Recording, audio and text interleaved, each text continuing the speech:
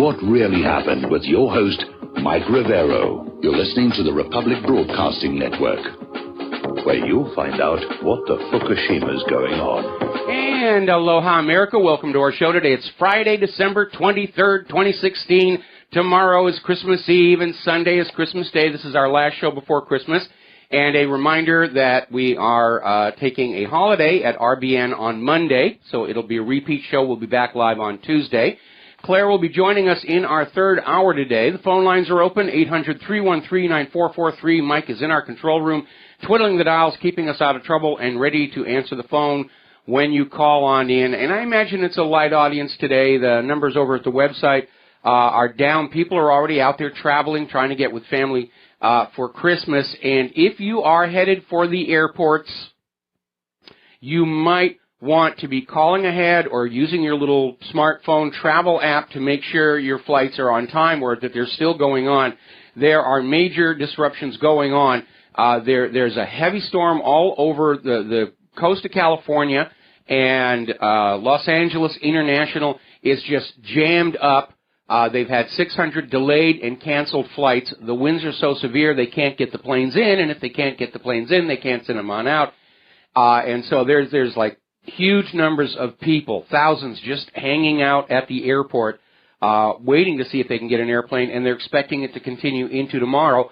Also, a lot of the destination airports are snowed in as well, and they're dealing with all of that. So if you are traveling this weekend, please exercise extra care.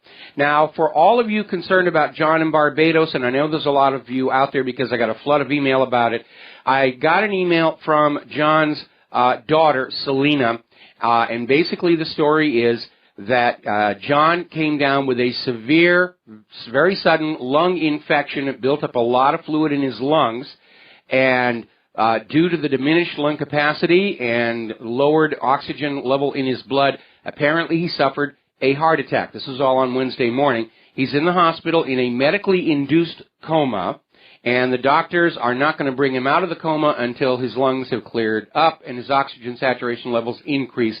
So they're saying it's a wait-and-see situation, and of course we all hope for the best. We all want John to come back on and verbally chastise me from time to time, as he so fond of doing.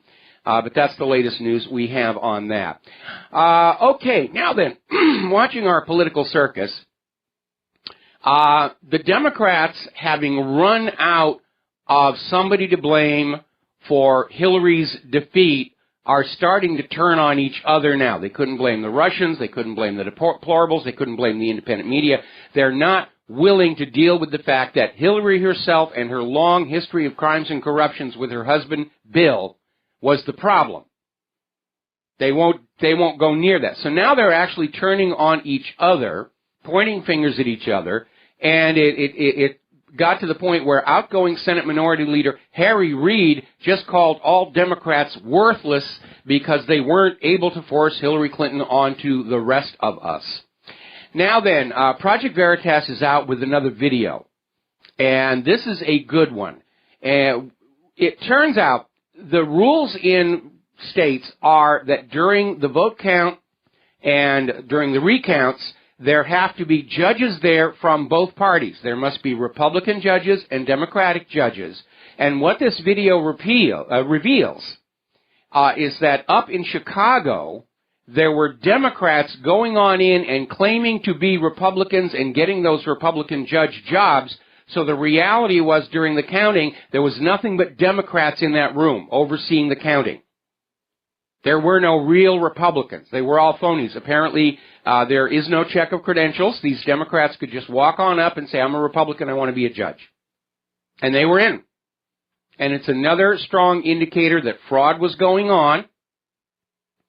And, of course, the U.S. is still out there screaming, Russia interfered with our elections, this means war, so forth and so on. And it is the height of hypocrisy.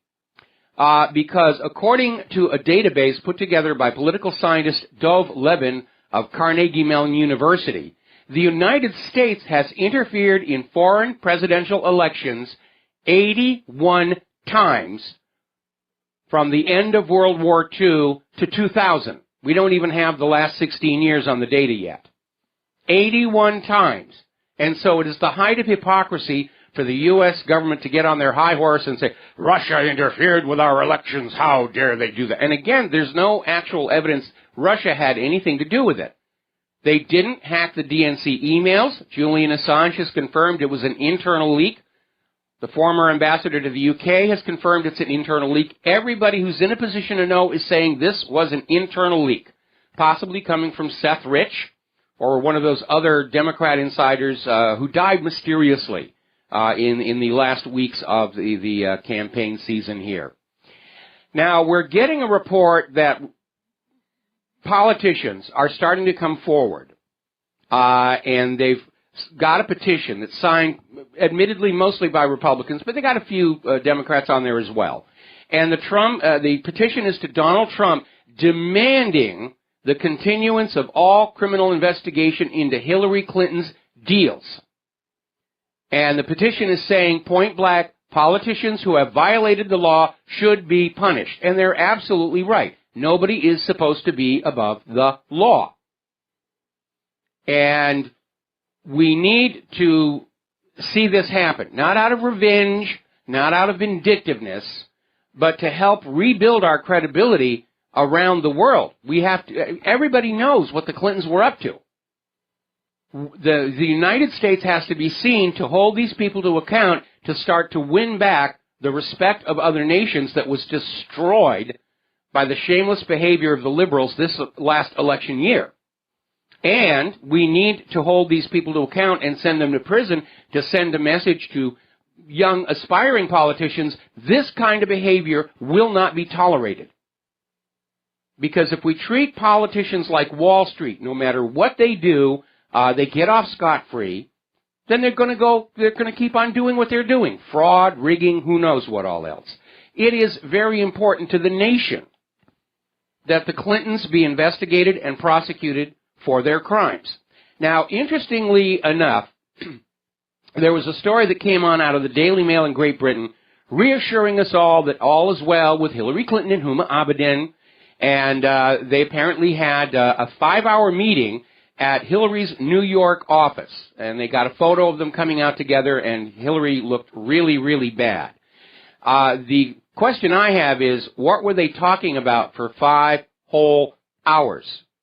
And my supposition would be they're probably worried about what's on Anthony Weiner's laptop, and we're hearing reports that it may, in fact, go beyond simply State Department emails into actual evidence of other, even more serious crimes. We're going to take a moment here to do a shout-out to our on-air affiliates who are just rejoining our network here. And we're going to take a phone call from Dustin in New Jersey. Aloha, Dustin. Welcome to the show. What's on your mind? Dustin, are you there? Hello, Mike? Yes, you're on the air. Yeah, hi, Mike. Merry Christmas. Merry Christmas. And I wanted to say before I want to talk about Russia and Syria that I hope John gets better. Mm-hmm. And John from Barbados is like, it makes my day when I hear him on there. And I hope Hillary Clinton gets worse. Yeah. No, I want her perfectly healthy and living a very, very long life, either in prison or as poor people. Because that's the best punishment for a money junkie, is you take their money away and you make them live like ordinary poor people. And she's looking really bad lately. Yeah, she is. She is. One of the cast of The Walking Dead. Yeah, it is getting that close. Hey, Mike, on Syria, I want everybody to look at the video of all those people celebrating. And there's on Press TV, if you go on Press TV on YouTube, there's a video of a guy who was saying it's what's all about, and Israel, the pipelines, there's underground reserves there, and people need to watch that video. This guy, I was from Veterans Today, the gentleman. Yeah, it's all about it's about the oil, it's about the petrodollar, and it does look like the U.S. has indeed been handed their hat in Syria, but they're still going to behave like spoiled children, and we're going to be talking about that a little bit further in the show. And I just want to say to Donald Trump and Putin with the letter that Putin sent, yes. See, this is how you get along, but like you said, it ain't over yet. because there's going to be monkey wrenches being thrown all over the place. Absolutely, absolutely. And we're going to get nasty mail from the monkeys now on this one. All right, Dustin, thank you very much. We're going to let you go and switch over to Lucas in Minnesota. Aloha, Lucas. Welcome to the show. What's on your mind? Oh, hi. I was wondering, about the epicite gene that's in the corn. Yes. I had a thought, that could affect us human beings, not being able to reproduce. Yes, that's the whole reason for concern. Could that actually happen to other species, not just us, but the whole, other species in the wild? I don't know enough about how this gene operates. I do know that it was designed to basically render any human eating this corn incapable of reproduction, but the possibility of crossover is a very real concern. Yeah, it's probably the biggest threat that humankind has faced. Whoever designed this obviously intended it as part of a covert population reduction, and but if it in fact has the same effect on the livestock that are being fed this corn, then all of a sudden your livestock is going to start dying off. This thing could spiral out of control just completely. And the concern here is we have seen in so many other areas of technology how this stuff is just thrown together and rushed to market to maximize profitability. The degree of recklessness and carelessness with what is, in my opinion, the most dangerous technology we've ever played with, it is very, very alarming. Yeah, and the pollen that's being spread across land into other species of corn. Yes. Yeah, yep. that Monsanto's idea that a 10-yard buffer zone is going to protect you is ridiculous. When they were starting to collect heritage seeds for the seed banks they've got up there above the Arctic Circle, and they went way up in the mountains of Mexico to take samples of the native maize, the original corn as it was grown by the Aztecs and the Incans, and they discovered it had already been contaminated by artificial genes from other species of corn. So the stuff is just everywhere. Pollen never sleeps. Wow. Yeah. Well, just wanted to talk about that. Thanks, Michael. All right, thanks an awful lot. Merry Christmas. We're going to let you go here. Getting on back to the political news. Remember Danny Williams? Danny Williams is a young man who claims that Bill Clinton is his father. And certainly if you compare photos of what they look like as young boys, the resemblance is striking. Now, Bill Clinton claimed there was a DNA test that exonerated him, but Danny Williams and his lawyers are saying the DNA test is questionable, may have been rigged, and they're moving forward with this paternity lawsuit, and apparently they are going to try and get DNA samples from Monica Lewinsky's stained blue dress. Apparently she kept it as a souvenir. It's never been cleaned.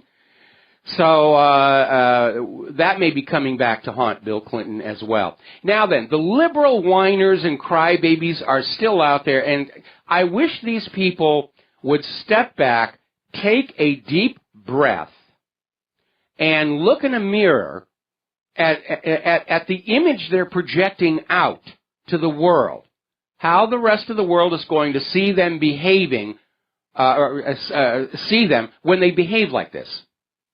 And so we're looking at this story that came out of Breitbart, where apparently there was a video done of Ivanka Trump in her home, and there's artwork on the walls. And apparently the artists who made the artwork have formed together the Halt Action Group, and they've got an Instagram campaign out there demanding that Ivanka Trump remove their artwork from her home. They don't want to be associated with her. How dare she have the artwork up there? Now, again, it shows just how the liberal crybabies never stop. However, I am sure that Ivanka will be glad to take down the artwork and send it back as soon as the refund checks arrive. And there's the hypocrisy. These artists certainly didn't mind selling that artwork in the first place and taking those paychecks, did they? And again, they need to really evaluate the public image they're creating for liberals when they behave like this, because it's not a very positive one. Story coming out of Investment Watch blog, apparently the entertainment industry is already starting to blacklist all of the entertainers who are planning on performing at the Trump inauguration. I mean, after the headache I have been to the establishment ever since my blacklisting 22, 23 years ago, you'd think they'd be a little bit more cautious about having more of us out here willing to dedicate our lives to going after them. But they're behaving like children. It is amazing. It's almost like they think it's their divine right to be childish. Now then, getting on to Kellyanne Conway, there's an article that came on out here and said Kellyanne Conway is everything the leftists hate, or the liberals. She's smart, hardworking, beautiful, mother of 4, strong. She's not under multiple FBI investigations. And we were talking about the other day with Ivanka Trump. And the reason is the liberals have courted the vagina vote by putting out this story that women are oppressed, that if they are not successful, it's not their fault, because, who wouldn't hire somebody with an art history degree to be executive at an automotive manufacturing plant? And they've been selling that idea, that victimology, that, women would be ruling the world if it weren't for those evil white men. And so when somebody like an Ivanka Trump or a Kellyanne Conway comes along, it absolutely destroys that mythology.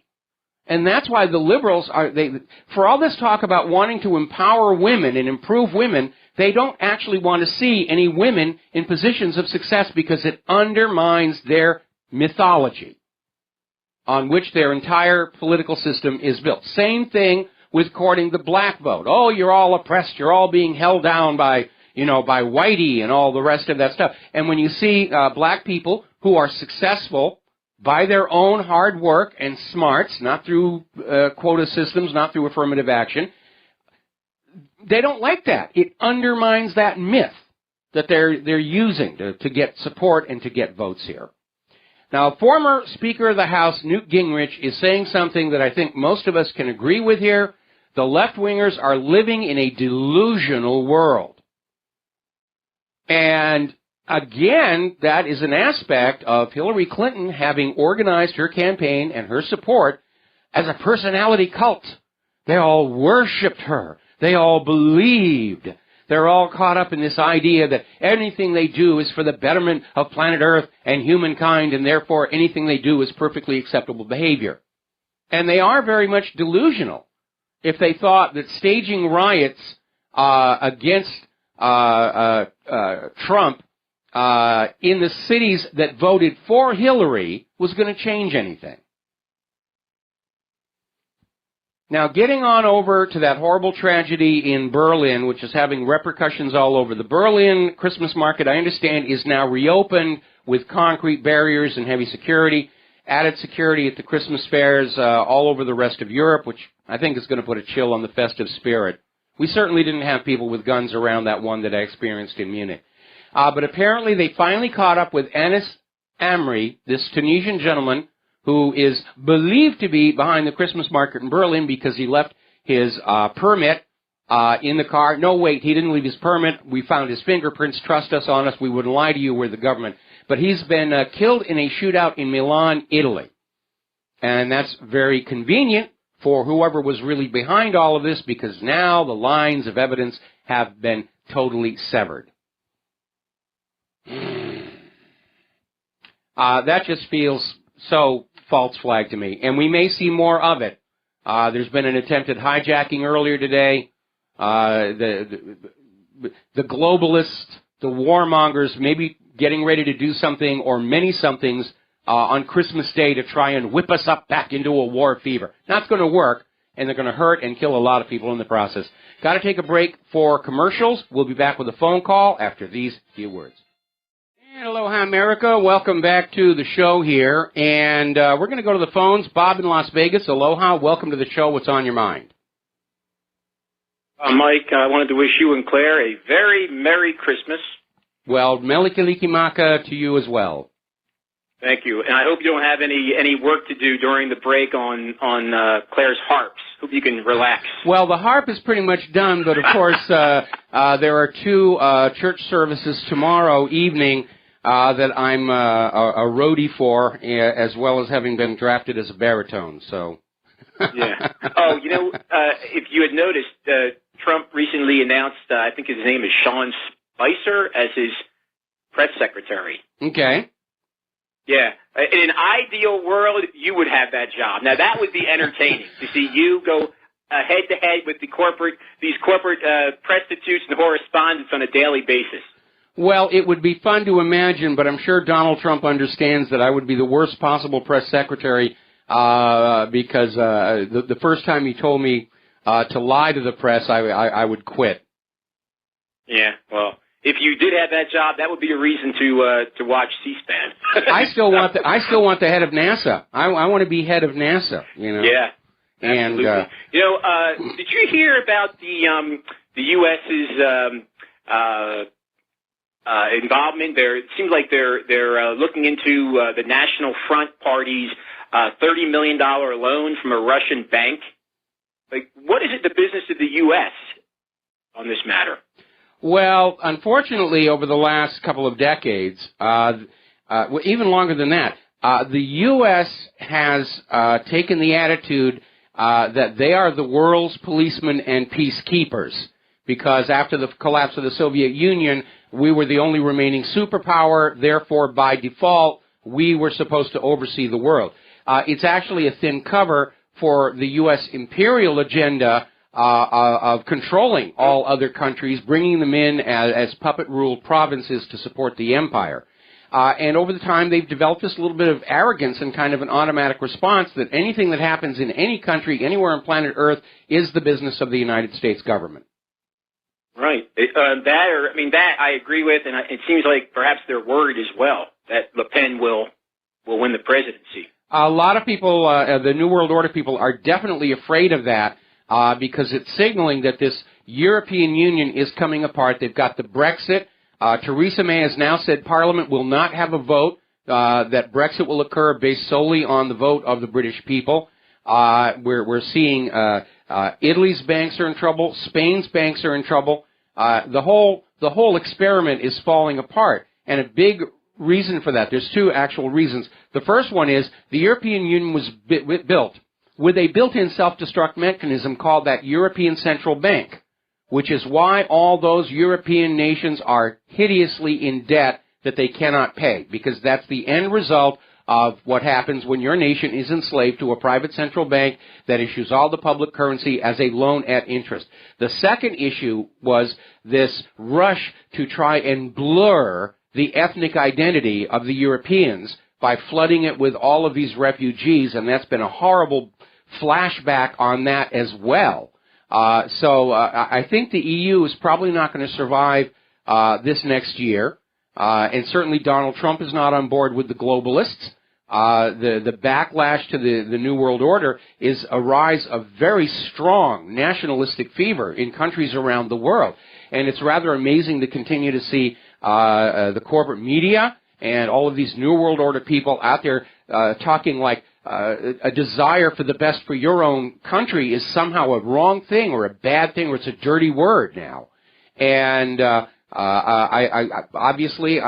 agree with Donald Trump. We've got problems in this country that have to be dealt with before we dare presume to tell any other country on earth how to run their own internal affairs. Well, I'm beginning to think that NATO's real mission is to keep these European countries in check, to not allow them to pivot east. Well, NATO has definitely become basically a conquering, invading army, and there are a lot of NATO member nations that are now talking about leaving. And probably the only reason they don't is out of fear that NATO might just turn and invade them and drag them back in. Anyway, let's... just a quick question. Can you hold? Can you hold? I'm going to take you through the commercial break, Thank you. and then we'll come back for your question. Aloha, America. Welcome back to the show. We're talking with Bob in Las Vegas, and you said you had a question you wanted to ask me.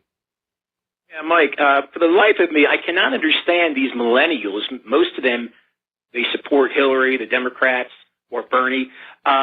Many of them are forced to live with their parents, to live at their parents' home, perhaps their old room or in the basement. What do you attribute this support? Because they're neglecting their own economic prospects. I mean, Donald Trump is trying to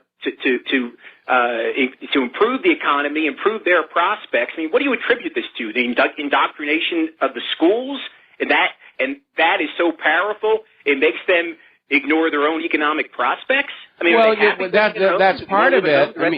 I mean, that's part of it. If you look at the reality that most families, both adults have to be working, then you find out that TV media and school, the kids are much more involved with that than with their own biological parents. And by the way, that's also part of the liberal agenda, going all the way back to Hillary Clinton's "It Takes a Village." But remember what I said about how Hillary and the liberals were courting women by saying, your sad lot in life is not your own fault. It's this oppressor who's around you, and if you support us, we'll deal with the oppressor. They're played that same game with the millennials. This idea that there are jobs out there, you're being kept from it because of this or that group. Mostly the white people. I mean, we've been seeing it's open season on white people. You would have the good jobs if it wasn't for those white, angry, heterosexual males and so forth. And but it is wearing off here. And I've noticed something very, very strange here. Here in Hawaii, which is a blue state, and we are told went for Hillary Clinton, except we had one of the faithless electors here. One of our four dug their heels in and refused to vote for her. But I've noticed ever since the election was over, when I wear out my Hillary for Prison T-shirt, I'm getting a lot more response now than I did before the election. It's almost like, people were kind of like agreeing but didn't dare say anything. And now that Hillary Clinton has lost, they're a lot more open about coming up and saying, I love the shirt. And I'm finding that there really were a lot more Trump supporters here than maybe the corporate media wanted us to know. I know that we had huge Trump sign-waving groups over at the state capitol down here on Moanalua. I only ever saw one Hillary sign waver, and she was so angry at what was going on. She was literally stepping into the street and slapping people's windshields with her Hillary sign. And so I'm beginning to wonder just how much election fraud was taking place out here as well. And again, given how much election fraud has already been uncovered, and given how much bias and spin there was on the corporate media to support Hillary, I'm not sure all that many millennials really did support Hillary Clinton, or all that many women, or all that many blacks or Hispanics. Hillary's entire election almost success, could have been as much an illusion as anything else. It was just all crafted, and they bet the farm on it, and they lost. Anyway, listen, Bob, I need to let you go. I got an important phone call I need to get to. Okay, thank you, Mike. All right, fine here. And we're going to switch over to Selena. And Selena, thank you for calling into the show here. What's the latest about John? I probably should have said not to do this online. Oh. He passed away 3 hours ago. Okay. Well, wow, that's... our hearts go out to you and your family, and I'm sure you're going to get a lot of outpouring of sympathy and support. John just had a lot of fans around the world, certainly a lot on my radio show and website. He was very well liked and well respected. And Selena, you've got my email address. If there's anything that we can do, if you could send me an address that I could send some flowers to, I would really appreciate that. Okay, thank you very much, Mike. All right, thank you. Okay. Okay, bye. Bye-bye. I must hate to say Merry Christmas because of the juxtaposition there. Well, that is very sad news indeed. And I am going to miss him. And I'm sure pretty much everybody else out there is going to as well. All righty, let's move on here. Now, getting on back to the crybaby liberals here, I don't think they realize how childish they're looking here.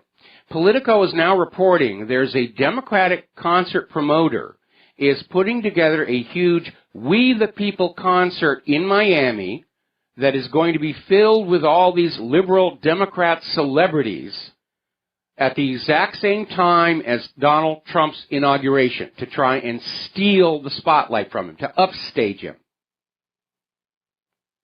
And I certainly have no intention of tuning in, and I would suggest that you don't as well. In fact, I hope it's a complete, utter economic disaster. But again, it is an indicator of how these liberals are just behaving like children. They want what they want. They don't care what anybody else's concerns are. If they can't have what they want, they riot. They scream. They demand the rules be changed to get the outcome they want. They're planning disruptions in Washington, D.C., and now they're trying to basically steal Donald Trump's thunder by having a star-studded concert at the exact same time as the inauguration. And I don't know about you, I absolutely am going to be watching the inauguration. Because and I'm sure a lot of the people who are listening to this show, worked very hard this last year to defeat Hillary Clinton. That inauguration is our prize, our trophy, our commemoration. And I am certainly not going to miss that for a bunch of crybaby celebrities down in Miami going, oh, we should have... Maybe they're going to have Hillary show up on the stage and act like, well, this is what my inauguration would have been like if you'd been smart enough to vote for me. Who knows what's going on? It really is ridiculous. I'm starting to actually feel a sense of shame that I used to work in that Hollywood environment, looking at how they're behaving today, not to mention how they treated me. But it is amazing here. And I got to be honest, though. Okay, to be fair, when you're working in Hollywood, you're going to meet two kinds of people. You're going to meet some absolute saints who worked very hard to do what they do and do it very well, and they're committed to doing good work. And on the other side, you're going to meet these egotistical, self-absorbed sharks. And for some reason, there's very little in the middle there. It's all saints and sinners. It's very polarized that way. And I met plenty of both kinds. Alrighty, so getting on out here for the independent media and its future. The Obama administration is pushing for global social media surveillance. Really? I thought that's what the NSA was already doing. Well, that's not exactly what Obama is talking about. What Obama is talking about is surveilling social media in order to control and censor it. And we have not just the U.S. government, but governments around the world, despotic governments around the world, dictatorships, tyrannical governments all over the world, and the corporate media are all trying to work with Facebook to censor any kind of speech critical of the government or calling into question any of the reporting of the corporate media. And this is going to fall flat on its face for a very simple reason. Look at the audience numbers for CNN as just one example. Because everybody knows it's a filtered pro-government propaganda channel. And what's going to happen to Facebook when they turn it into a filtered pro-government propaganda channel? People are going to leave it. They're going to go to the new startup social medias, Scene Life, Gab, Diaspora, and they're taking off on the promise of censorship-free communication. And Facebook is going to have a loss of audience, and coupled with the recent scandals about all these mistakes that resulted in overbilling their advertisers, I think Facebook might actually vanish. The people are awake now. They know there is a controlled, filtered media trying to lie them into more wars, and they know there's an alternative out there. And just like in the former Soviet Union, when the samizdat became available, everybody went there. They stopped reading Pravda. They stopped reading Izvestia. They stopped watching the Soviet TV news because they knew it was all garbage.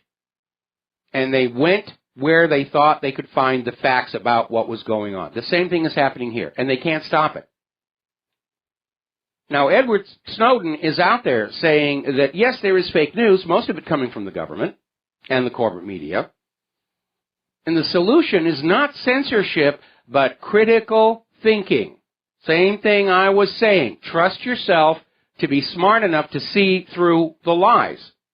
Just analyze it. Think about it. Look for what should be there and isn't. We've given you all the rules to help you figure out what is a true story and what is likely a piece of propaganda. And so Snowden's saying the same thing. We need to encourage people everywhere, especially young people, to become critical thinkers. It's certainly not being taught by Common Core. One of the reasons our millennials are considered virtually useless in the modern global marketplace is their inability to think for themselves, their inability to analyze, their inability to solve problems. They're not taught how to think or how to teach themselves. They're taught to believe. Believe in human-caused global warming. Believe liberals want the best for the world. Believe our elections are honest. Believe the media will always tell you the truth. Believe the independent media are a bunch of tinfoil hat-wearing kook wingnut wackos. It's not education, it's indoctrination. So you as parents, for however much time you have spending with your children, you need to encourage them to learn the skills of analysis and solving problems. And it doesn't have to be something difficult. Go to the toy store and start getting, like puzzles, the little puzzles. And you give the kid a puzzle and say, when you solve it, you get $20. Just that little thing. They start thinking about how to make things work out. And they start learning those skills the school will not teach them. It's one of the reasons I buy little puzzles for all the kids in the neighborhood. I don't give them $20. I don't have it to give. But they get hooked and they start tinkering with things. I want another one. I want another one. They're ready to learn it. They're hungry to learn how to think, how to analyze, how to solve problems. You just have to give them that enrichment experience. Now, Vladimir Putin is out there with an observation we all agree with. The defeated Democrats' blame game is not very dignified. Actually, it's not dignified at all. They are behaving like a bunch of whiny crybabies rolling around on the ground, kicking and screaming, saying, change the rules so we win. Or at least give me a participation trophy. Actually, that's what that concert in Miami is. It's going to be Hillary Clinton's participation trophy. Now, the best way to deal with all this nonsense, as I said before, is humor, and there is a new trending hashtag on Twitter, Russians did it, into which is pouring all of these humorous illustrations and jokes about how everything is Russia's fault. And some of them are very funny, and that's the best way to deal with it. Make a joke out of it. We know it's certainly a joke from the government's side. All we have to do is start laughing at them over it. Russia made me drink all that vodka, officer. It's really ridiculous here. Now, turning to the war zones. Syria has now officially declared victory in Aleppo. They are in full control of the city. And apparently the party is on. Syria is now saying that the conditions exist for talks on a full and complete ceasefire in Syria. This is the United States government's biggest military defeat since Vietnam, and this only being December 23rd, this one goes on Obama's scorecard, which I know he didn't want to see happen. And, of course, from the other side, they're acting like this is a defeat, it's a disaster. It's a great loss for the militants fighting to topple Assad, which was, of course, the agenda all along, another regime change. And with the loss of Syria, this dollarification of the entire Middle East is in serious, serious trouble. If they don't have Syria, going into Iran gets very problematic, because we already know Russia will do in Iran what they did in Syria. They will bomb the U.S.-backed rebels, terrorists, into the dust here. Families are now returning to their homes in Masakan Hanano in Aleppo, And the parties are on, despite attempts by disruptors to plant bombs and make it look like there's still humanitarian suffering. And the U.S. government proving once again that it is, in fact, a bunch of spoiled brats who want their petty revenge. The U.S. has now imposed sanctions against the Syrian central bank chief and members of Syria's cabinet. We're going to express our displeasure that you've escaped from our grasp. Now, Congresswoman Tulsi Gabbard, who, if the Democrats are looking for a rising star to take into 2020, Tulsi's it. And she's out there saying, end these illegal, counterproductive regime change wars, and she is absolutely right. Nobody is fooled anymore about humanitarian war, or we have to go in and save these people from an evil tyrant, or we're really not bombing this country, we're only after ISIS and Al-Qaeda. Everybody knows it's a fake. And these regime change wars have been a big part of America's loss of prestige around the world. They're counterproductive. We've been living in a wartime economy for more than 10 years. Our nation is showing it in the infrastructure and the economic hardship we're all having to suffer. And in the long run, it's not going to work out. They don't want to admit defeat, unfortunately. But Tulsi's bang spot on there here. Now, obviously, when things start to fall apart for those who are doing nefarious things, the wet work starts on out. We've seen the Russian ambassador assassinated. That was a political thing. A member of the Russian government murdered in his own home in Moscow. The latest one is Yves Chandelon, the chief auditor of NATO. And he was found dead in the city of Andenne in the Belgian Ardennes. Now, the official story is he committed suicide. His family is saying that is complete nonsense. The body was found way out of position. More when we come back. And aloha, America. Welcome back to the show here. And there is just a ton of email pouring on in with condolences to the family of John from Barbados.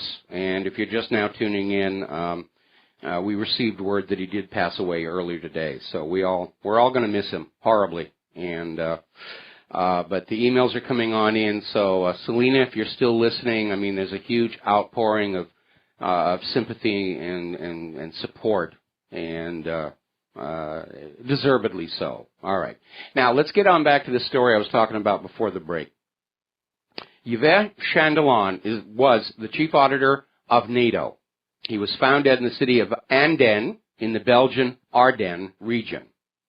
The official story is he committed suicide. His family is saying that is complete nonsense. The body was found 140 kilometers away from his work and 100 kilometers away from where he lived. Nobody can even come up with an explanation why he would have been in that location.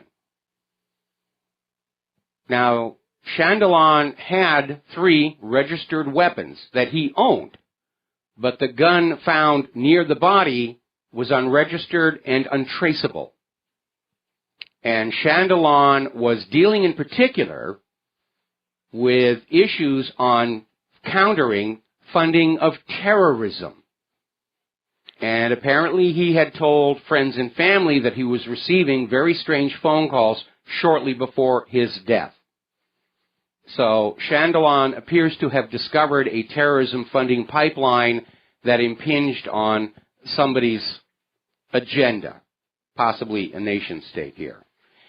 Now, over in Okinawa, the United States has been at odds with the people of Okinawa, and less so the government itself, over this ongoing problem of U.S. forces stationed there, behaving badly with the indigenous people, up to and including, unfortunately, several rape incidents. And there's been a growing movement among the people of Okinawa to demand the United States leave. Because, after all, World War II is over, and there really isn't a reason for the United States to have a military base on Okinawa, at least from the point of view of the Okinawan people. Now, we know that that base in Okinawa is a hub from which surveillance flights are flown all all over Asia, across Russia, and the U.S. wants to hang on to it. So as a token of appeasement, the United States is now returning 9,000 acres of land to the Japanese government, just land that the U.S. has had in case of future development, and they're saying, well, we're not really going to use it.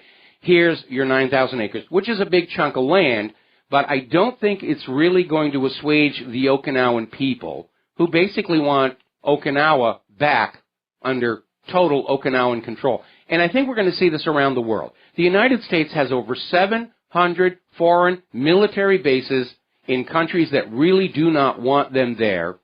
And I think we're going to start seeing more and more pressure for these bases to be closed down. And I agree. Look at how expensive it is to maintain them. We'll be back after station identification. And aloha, America. Welcome back to our show, hour number 2. The phone lines are open, 800-313-9443. And we're getting word now that the current U.S. plan is to deploy 4,000 troops to the Russian border next month, coinciding with the deployment of 300,000 NATO troops that have been on high alert since last month, getting ready for whatever's going on. But again, incoming President Donald Trump has signaled that he does not want to go along with any more wars with Russia and China or foreign interventions. And so he's going to pull the plug on that. So these 4,000 troops may get a nice little European vacation and come right on home. All right, we're going to take a phone call. Dave in Florida, aloha. Welcome to the show. What's on your mind? Hey, Mike, I've been reading on the Internet about Roseanne Barr's ex-husband wanting to come out and say that he was sent a private video of Donald Trump using all kinds of horrific language and using the N-word and so much worse than anything that came out before. And I was just going to ask you, have you heard anything about that? No, and I really don't care. I'm not paying attention. Donald Trump is the president, and what he did in his youth is irrelevant at this point. What he does from this point forward is what matters to all Americans. You're correct. They're trying to say this was done on The Apprentice. Well, let me share something with you. When you're working on production for TV shows or movies or commercials, commercials are the worst in terms of stress. TV series next, and feature films are a little bit more relaxed. People lose their temper, and they just say things that they later regret, and that's a reality. I've lost it a couple of times on a stage myself and said things that I'm very happy nobody had a camera running on me. And that's just how people respond to that pressure. I'm sorry, what? Right. They said, Tom Arnold said this was done in jest. He said he called his son a retard, said the N-word a lot, different things like that. And it was sent out anonymously, to 4 or 5 people that were on the set. And I don't know if they was going to try to blackmail Donald Trump with this or what. But Hillary Clinton, the night before the election, had somebody call Tom Arnold and say, look, for the sake of the nation, I'd really appreciate if you check it out. For the sake of the nation, you got to come forward with this information. And supposedly Tom Arnold says, and Hillary was sitting right next to the person, and supposedly Tom Arnold says, no, I'm not going to do it. But now he's out saying, apparently because Trump's team contacted him, this is what he said, and basically threatened him that now he's going to come out with the information and he's going to just let it all out. So. Okay, well, my response to that is big deal. If Trump was just joking around, and again, I joke around too, it's irrelevant. It really is. This is Tom Arnold's desperate grasp for media attention to revive a career that has evaporated. And the same thing with Roseanne Barr. We're seeing all these liberal has-beens trying to ride Hillary's coattail to fame. Look at that video they came out with when they were trying to convince the electors to go faithless. All these former celebrities and actors who don't have a current gig are out there saying, "Oh, we got to do this, we got to do that." Now they're all going to be going on down to Miami. And try and do it once more time. And they're making themselves irrelevant. I don't care what Tom Arnold says or has. And I don't care what Donald Trump said during a production of a TV show. What Donald Trump does from January 20th of next year forward is what impacts all Americans. And let's be honest here. I am sure that every single one of you listening to this show at some point in your life, either joking around or under extreme stress and pressure, have probably said things that you really wish you hadn't done. We all have moments like that, okay? And that's a reality. I've got moments like that. So that's just the reality, okay? Good deal, brother. All right, thanks an awful lot. We're going to let you go. Now then, Vladimir Putin has come out with an interesting observation. He's looking at what's going on in the European Union. He's looking at how what supposedly was supposed to simply be a free trade zone has mutated into this absolute tyranny by the European Union Council over Europe. Even the European Parliament has absolutely no power.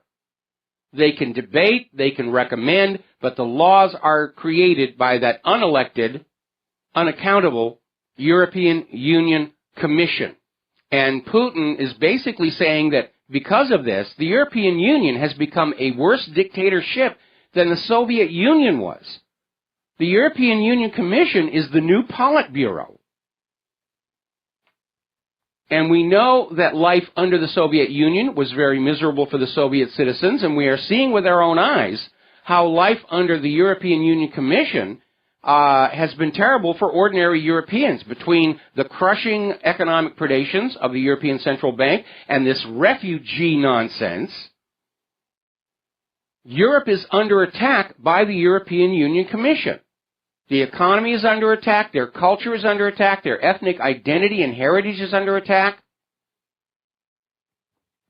It's terrible. Anyway, we're going to take a break and do a shout-out to our on-air affiliates who are just now rejoining the network. And the United Nations at first said they were going to postpone this vote on the Israeli settlements possibly indefinitely. That didn't sit well with people. They had the vote today. The Security Council voted to condemn the Israeli settlements, and here's where it gets amazing. The United States abstained from the vote, but did not exercise their veto. And that means the motion passed. The United Nations Security Council has condemned Israel's illegal settlements on Palestinian land. And this is Barack Obama, his final little giving the finger to Benjamin Netanyahu. Now, Donald Trump, of course, was on board with defeating this measure, and I think Donald Trump is still tainted with a worldview that came out of corporate media. But I think as he gets into more and more of his actual security briefings and he sees how Israel really works, I think he's going to change. And I've expressed this before, that being an outsider, and with most of his worldview shaped by the corporate media, even though he knows now the corporate media has been lying, most of what he thinks he knows about the world still came from that. Trump is, in many ways, as dangerously naive as Jimmy Carter was. But it looks to me like he's learning fast. He's coming on board. He's got some good advisors, and he's apparently listening to them. And I think his position on Israel is going to change. Certainly coming out of Israel, especially from Uri Avneri's website, they do not like his choice for U.S. ambassador to Israel. Even though the ambassador is Jewish, they don't see him as sufficiently on board with Israel's point of view. So, again, we will decide after January 20th. Now, as you know, Donald Trump went on out and he questioned the high cost that Boeing was putting on the 2 new Air Force One jets. And Obama approved these replacements for Air Force One, even though the current airframes still have a lot of life left in them. But he approved these new ones. These were going to be Hillary Clinton's flying imperial palaces. And Boeing just had a huge price on them, something like $8 billion on the contract. And you can buy 2 of the actual jets themselves for less than $1 billion. And so Trump was saying, I'm going to cancel, and Boeing said, well, we can roll the price down a little bit, so that project may be going forward.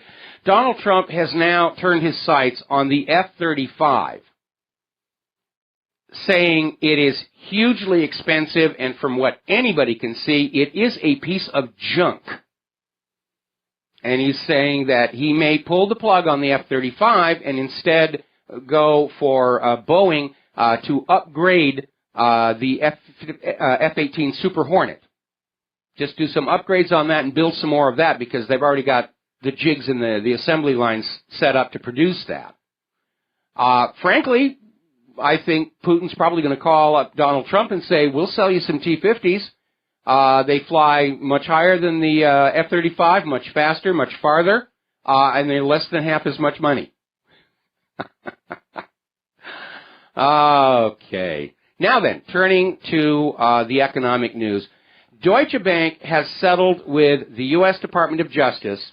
They're going to pay a $3.1 billion with a B civil penalty because, again, the mortgage-backed securities. Finally, after all these years, these perpetrators of one of the biggest economic frauds in history are finally getting their wrist slap fines. Now, $3.1 billion is a lot of money. It's a little more than a wrist slap. And Deutsche Bank's attorneys had privately said that somewhere between $2 and $3 billion was probably what they were going to be forced to pay. Now, of course, what's Deutsche Bank going to do? Well, a huge amount of that settlement gets taken off their taxes. So you, the taxpayers, are going to wind up actually covering most of this, and then they get the rest of it back by increasing fees to their customers or simply launching another fraud to cover the costs of the previous fraud. Deutsche Bank has just this terrible reputation. But at this point, so does all of Wall Street. So do all the private central banks and the big hedge fund managers. They're constantly being caught in fraud. And it's reached a point where it seems like the real economy of the United States, people working, buying things, putting money into the economic system, having it circulate around, has already shut down. And the big banks and Wall Street are ticking along entirely on criminality because they can't figure out any other way to stay in business. And a big part of it are all these bailouts. Because when you take money away from the people of any nation and give it to the bankers to deal with the red ink on their ledgers, then the ordinary people don't have the money to engage in commerce or to buy things and engage in any of the activity banks used to actually make their livings from. It's a death trap.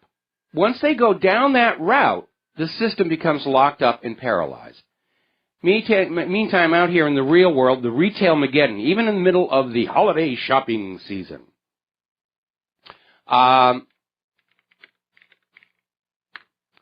American Apparel is getting ready to close 12 of their stores in Great Britain. The Limited is about to declare bankruptcy. They're going to close 240 stores. And they're basically saying that they have a huge amount of merchandise. Nobody is coming in to buy anything. They don't have the money, and nobody wants to put anything else on their credit cards because they're not sure they can pay it off. Unlike the government and Wall Street, who borrow money recklessly, and when they get into trouble, they stick the taxpayers with it, ordinary citizens are actually showing far more fiscal restraint and responsibility than corporate leadership and the government itself. Now, forecasters are predicting that Kohl's, JCPenney, and Walmart will close the most stores of retailers next year in 2017. And talk about your Ebenezer Scrooge, General Motors, Boeing, GoPro, Xerox, Caterpillar, and the Limited are all planning layoffs to be announced between Christmas and New Year's. Merry Christmas. Now, Bitcoin has passed $830.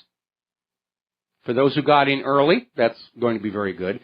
Spain has now banned all cash transactions over $1,000.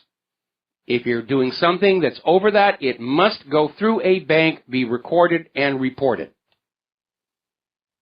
And of course, as we reported last week, the Italian bank Monte Paschi is going to be nationalized. This is effectively a third taxpayer-funded bailout of this bank.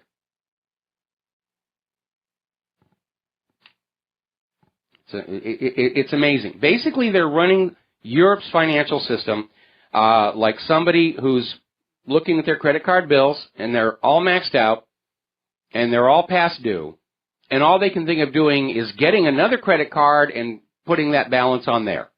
That's effectively what they're doing. Because with the real economy locked up, there's no new money being brought in. Ordinary workers are not able to trade their labor for wages and salaries to pump that wealth back into the economy. They're just spreading it around, trying to keep the debt even on anybody so it doesn't pile up and sink anyone. But at some point, they're going to start running out of that liquidity. We already saw it in Italy. Italy was trying to get help from ECB, IMF, World Bank. They said no. Monte Paschi went back to their anchor investors. They said no. Putting more money into that bank, they might as well just flush it down the toilet. Because the bank can't make the money back to pay its way out of the debt. All it does to survive is just take more and more and more away from the taxpayer. The other big problem everybody is dealing with is the pension panic. We've been hearing about all of these pension funds all across the country, public sector workers, state-run pension funds, and they're all in trouble. And it all goes back to 2008 and the mortgage-backed security fraud, because Wall Street's pet ratings agencies, who are paid by the financial institutions, not by the customers, all gave AAA ratings to these mortgage bundles. Now, pension funds, retirement funds, by law, are only allowed to invest in AAA-rated securities because they represent retired people who don't have the luxury of youth to start over and rebuild their lives. And all these pension funds bought into these mortgage-backed securities. The fraud imploded. The pensions were defunded. And there's been a tremendous resistance by the managers of these pension funds and the government officials they work for to point the finger or blame at Wall Street. Instead, they're blaming the retirees for living too long and expecting too much. So, apparently there is a shocking rise in homeless children across Britain. What is not being said is how many of these homeless children are actually British, as opposed to some of these refugees who are coming across through the Channel Tunnel. Now, a little bit of good news. Over in Baltimore, there was this really horrible story, and we have unfortunately seen this in so many places across the United States of America, where individuals and institutions who are trying to help and feed the homeless and hungry are being penalized and fined by local governments who just want the homeless and hungry to go someplace else and stop standing somewhere where the tourists can see them, which has been an issue and an agenda here in Hawaii. And so over in Dundalk County, they were going to impose a $12,000 fine against a church who were trying to help the homeless people. And I guess in the spirit of Christmas, or just shamed by the public outcry, the fine has now been dropped. And we are at the point here where we need to stop thinking that hunger and homelessness is something that just needs to be hidden. That's not a solution. It never was. We need to get the American people back working, all of them, not just the mythic 5% unemployed, but all the 90-plus million Americans who've been out of work for weeks and months. We need to get them all back to work. And that's going to help bring some of these homeless and hungry back into the system. And they're going to need a little help getting back into the system. They need permanent addresses for a lot of the paperwork required by the government. But even without that, if ordinary people are working, they're going to reach out and help the homeless and hungry just out of their own pocket, not even through an organized charity, especially after so many organized charities have been exposed as a fraud anyway. But maybe for Christmas, you might want to think that contacting whatever local organization and doing a little something to ease the hunger and suffering of the American people. Got to take a break for commercials. We'll be right back.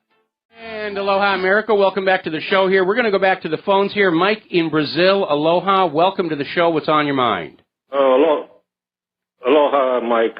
First, I want to express my condolences to John from Barbados. When I heard you saying he passed away, yes, it came like a shock because only a few days ago he was on the phone. But anyway, I want to express my condolences to his family. I hope they're listening, and I hope they're going to pull through. But anyway, the reason I called is about Putin's remark about the European Union resembling or even being worse than USSR. If you remember, I don't know if you know, there is a video of Vladimir Bukovsky, who was I believe he was an ex-KGB guy. So he gave an interview back in 1996, and in effect he said that the European Union, its structure, it's copied from the Soviet model with a Politburo, a Supreme Council, and all that stuff. So Putin is right. The European Union, I think, is worse than the Soviet Union in many respects.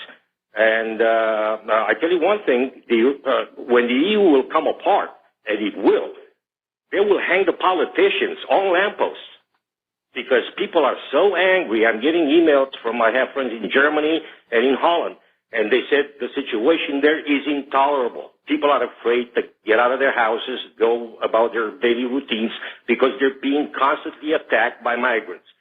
So, what I wanted to say is that Putin is absolutely correct in what he said. I think that's absolutely true here, especially we've been hearing all these stories about how the European Union Commission just arbitrarily imposes regulations. Some of them are petty and downright silly, just apparently because they can. Controls on various products, and it was supposed to be a free trade zone, and it's anything but. And power corrupts, and absolute power corrupts absolutely. And looking at Juncker, who never really seems to be totally sober when I see him on TV, it does seem like it's all gone to his head. Yeah, and another thing is somebody made a remark about Angela Merkel, saying that she's insane. Oh, it was a cop. And now the guy is being indicted on charges of libel or something like that. And the truth of the fact is that she is insane. I mean, looking at the situation in Europe overall, women getting raped, people getting assaulted and beaten up in the streets, and this woman doesn't back off. I mean, she keeps pushing this open borders policy to the extremes, and people just had enough of it. And not only this, but it looks like the Schengen area in Europe is going to come under scrutiny because this guy traveled from Berlin all the way to Italy from where he originally came, going to Germany. Yeah, and that was the amazing thing. This guy had been in prison in Italy for 4 years for an arson charge, and he was still allowed into Germany. And that really shows the ridiculousness of not having some reasonable border controls on these countries here. And, Merkel, Merkel's fully on board the New World Order, but she's starting to turn Germany back into a Nazi state. She's trying to start all these laws about how anybody with wrong opinions can be punished and thrown in jail. And I guess they're trying to make an example out of this police officer to say that, you're not allowed to say bad things about our leader, no matter how true they might be. And this almost harkens back to Ernst Zundel's trial, where he was thrown in jail for questioning the Holocaust. And the judge literally said, I don't care if what you're saying is true, it is still illegal for you to say it. And that tells you... His lawyer ended up in jail, too, for defending him. Yes, I mean, remember that one? I remember that one. The lawyer actually ended up in jail for doing her job. And another thing is, I don't know if you heard about this guy. He was a mayor in some city in southern France. And just because the guy made a remark such as, well, I look at the classrooms today in our schools, and 91% of the students there are all Muslims. And because of this, now he's being criminally indicted. What happened to the freedom of speech these people? Oh, it's absolutely gone. All right. Remember that term? Okay, Mike, got to put you on hold. Got to take a break for commercials. And aloha, America. Welcome back to our show here. We're still talking with Mike in Brazil, and you had something you wanted to add. Yeah, I want to go back to what Vladimir Bukovsky said in that interview. I think you can still find that video on YouTube. I have it saved. I saved it for myself. But anyway, he said that the European Union, basically, they define democracy as forcing people to vote and keep voting until they vote the way it is wanted. And this is their vision of democracy in Europe. And he was dead on. He was dead on right with what he said, because basically this is what it is. They keep asking people to vote over again, and to achieve the desired political goal. Well, just like they were trying to talk about having a second. They were talking about having a second Brexit referendum. And the people pick up on this, vote until we get what we want isn't really democracy. It's a tyranny masquerading as a democracy. And mandatory voting is a hallmark of every dictatorship, because they understand that people realize it's a dictatorship, and they're not going to vote because they know their votes don't really matter, so they make it mandatory. Yeah, and do you remember they used to have a term back in the 1970s? We're both baby boomers, so you might as well remember this. They used the term, they coined this term called prisoner of conscience. Yes. It was all over the Western media, the press in those days, and applying the term to Soviet dissidents like Andrei Zakharov, like Solzhenitsyn, and the rest of them. And they use that term all the time. Oh, they're prisoners of conscience because they don't agree with the political system, or they're labeled insane. Today, fast forward, it's exactly the same situation, except that they no longer use the term prisoners of conscience, because that's exactly what these people are. They believe in one thing, and the government comes down on them like a ton of bricks, and they jail them. This is basically repression unseen since the Soviet days. Yeah, and it's not just in Europe. We're seeing it here, where the independent media is currently under overt attack, but it's been under covert attack all along. And the corporate media is trying to dismiss everybody as, they're crazy, they're kooks, they're wackos, and anybody who doesn't believe what's in the corporate media is some kind of a nut job. And of course today, anybody who doesn't believe what's in the corporate media is working for the Russian propaganda ministry or whatever it is they're saying here. I remember the physicist Andrei Zakharov. He was, I think, twice. He won the Nobel Prize twice in physics. He was actually institutionalized in a psychiatric institution because he disagreed with Leonid Brezhnev, and then he was expelled from the country with no right of return. And basically, we have reached that point where if one tactic does not work, they will apply the other tactic, and in this case, would be forced, hospitalization in a psychiatric institution. So basically, this is all I have to say. Sorry again. I need to express my condolences for poor John. You're right. He will be missed. Yes. And anyway, Mike, have a Merry Christmas, and to you and Claire. And take care. Hope we'll talk again next year. Yeah, I'm sure that we will. Thank you very much for the phone call. We're going to let you go here. And we've already seen in the United States that the corporate media has put out all these articles from respected names in the field of psychiatry that people who don't believe the official story are mentally ill. Too much exposure to the Internet can lead to depression and mental illness. They even had, they came up with a psychological term to describe mistrust of the government as a mental illness, for which I'm sure they have a pill that they're getting ready to sell everybody on that. All right, let's see. Moving on forward, sanity is starting to break out in the wake of the Trump election victory, and the pushback against PC is really starting to be felt. Over in Wisconsin, lawmakers are threatening to cut state support to the University of Wisconsin at Madison over a course that is being offered called The Problem of Whiteness. And State Representative Dave Murphy, in an interview with the Milwaukee Journal-Sentinel, was saying, this doesn't strike me as a legitimate course of any kind of education. It's pushing a racist agenda against whites, and he's absolutely correct. I mean, can you imagine the uproar if a university offered courses called The Problem of Blackness, or The Problem of Hispanics, or The Problem of Being Jewish? Oh, boy, you would never hear the end of it. But for some reason in this country, it's open season on white people.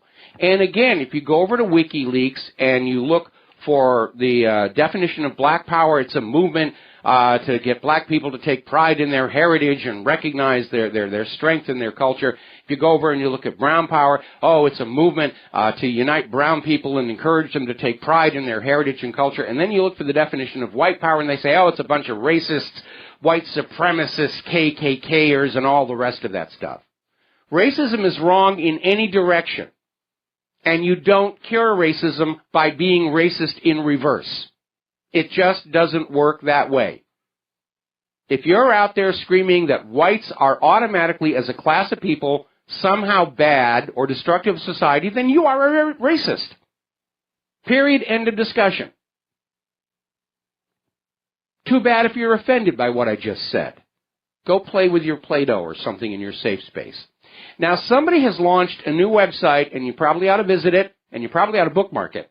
It's called hatecrimehoaxes.com, and as the name suggests, it is a compilation of all of these hate crimes that you have seen reported in the corporate media to build sympathy for this or that group. Oh, the anti-Semites are on the march again. The white supremacists are on the march again. The Trump people are on the march again. And how many of them are exposed as hoaxes. And this website pulls them all together, and it is a huge, huge list of these things. And we've seen the corporate media. They'll be out there saying, oh, anti-Semites painted swastikas on the door of this dorm room of this student at Georgetown. And then when it's exposed as a hoax, they'll print the retraction, on page 87 underneath the obituaries. One of the problems we have with the American people right now, especially in terms of the print media, they'll read just the headline and think they know what's going on, which is why we see so many printed news stories where the headline is directly contradicted by what's in the body of the story. Because they understand, they need to report the honest facts, but most people are just going to skim the newspaper, read the headlines, and think they know what's going on, and they don't. It's a very dishonest way of doing things, but that's what the corporate media will do. Obama, in his final days in office, is attempting to ratify the United Nations Gun Control Treaty. He wants those guns, to end. And again, I mentioned this yesterday, this double standard. Every time there's a Muslim who commits an act of terror, we are told we should not condemn all Muslims for the actions of a crazy few. And yet when somebody with their brain melted on prescription antidepressants shoots up a movie theater, oh my goodness, all the gun owners are collectively guilty and all the gun dealers and gun manufacturers, they're all part of the problem. We have to take guns away from the law-abiding citizens. You can see the hypocrisy there. Now, I'm opposed to violence, but let us be very honest about something. The Second Amendment is not about target shooting. It's not about hunting deer. It's not about hunting ducks. It's about defending your home against criminals and an out-of-control, unconstitutional government. That's what it's there for. That Second Amendment is there to enforce the other 9 in that Bill of Rights. That's what it's really there for. And the interesting thing to remember, when the Second Amendment was written, they're talking about military arms. They're talking about a militia. And ordinary firearms, hunting weapons, varminting guns, they were such a necessary part of life. Nobody even entertained the notion of taking those away. They were indispensable, especially during the winter when you didn't have farm crops. You had to go on out and hunt meat. The Second Amendment is specifically about reserving to the American people military weapons to hold an out-of-control government in check. That's what it's there for. If the uniformed services have it, we are allowed to have it as well. Only dictators and tyrants fear an armed population. One of the things that made the United States credible and respected around the world was a government that trusted its people to own and use firearms. And now they're going back on that. Down in Missouri, talk about the school-to-prison pipeline to fund that prison industrial complex, all the prison factories, the slave labor. Just like Germany had in those camps, they were slave labor camps. Forget all the nonsense about, gassings and all the rest of it. They were factory camps, slave labor camps. The people in them were manufacturing war material for the Nazi armies. That's what they were there for. And we have the same thing in this country. People are sent to prison and turned into effectively slave labor. They get a few pennies for what they're doing. And they had the same thing in the Nazi camps. There was a camp script. You actually got paid, and you could spend that camp script in the camp store, the theater. They even had a bordello in many of these. So that's what these are. We're descending into that which we were told that we were supposed to hate so much in the middle of the last century. So down in Missouri, they passed a new law that makes fighting by grade school students a felony, punishable by up to a 4-year sentence in prison. This goes into effect January 1st. If grade school students get into fights, and it happens all the time, they can go to jail for up to 4 years. I mean, that is just completely ridiculous. And this is clearly coming out of the liberal establishment, who actually believes that if they have this law, that they will, change what's in the brains of little kids so they won't get into fights. And that's absolutely ridiculous. Now, apparently, 4 bodies have been found on the property of retired Briarcliff Manor cop Nicholas Tartaglione. And apparently these bodies were missing men from a busted drug deal last April. And apparently this officer killed them and buried them on property he rented in Orange County. It's amazing. All right, we got a little bit of time left before the Lady Claire joins us. So let's talk about human-caused global warming. And again, if you are traveling for Christmas this weekend, you need to check your airline. Los Angeles International Airport is stormed in. A lot of flights, 600 flights canceled or delayed. Going to be more of that tomorrow. A lot of the destination airports in the northern part of the continental United States are snowed in. So check on your smartphone app or call, find out what's really going on before you head on out that door, because it's a mess out there. Now, over Lake Superior, they're starting to see the formation of this very intense icy fog, and it's signaling a massive lake effect blizzard for Minnesota, and it looks like it's going to hit on Christmas Day. And it's going to be bad. And Al Gore's going to be out there screaming, no, that's not snow, that's white lumpy rain.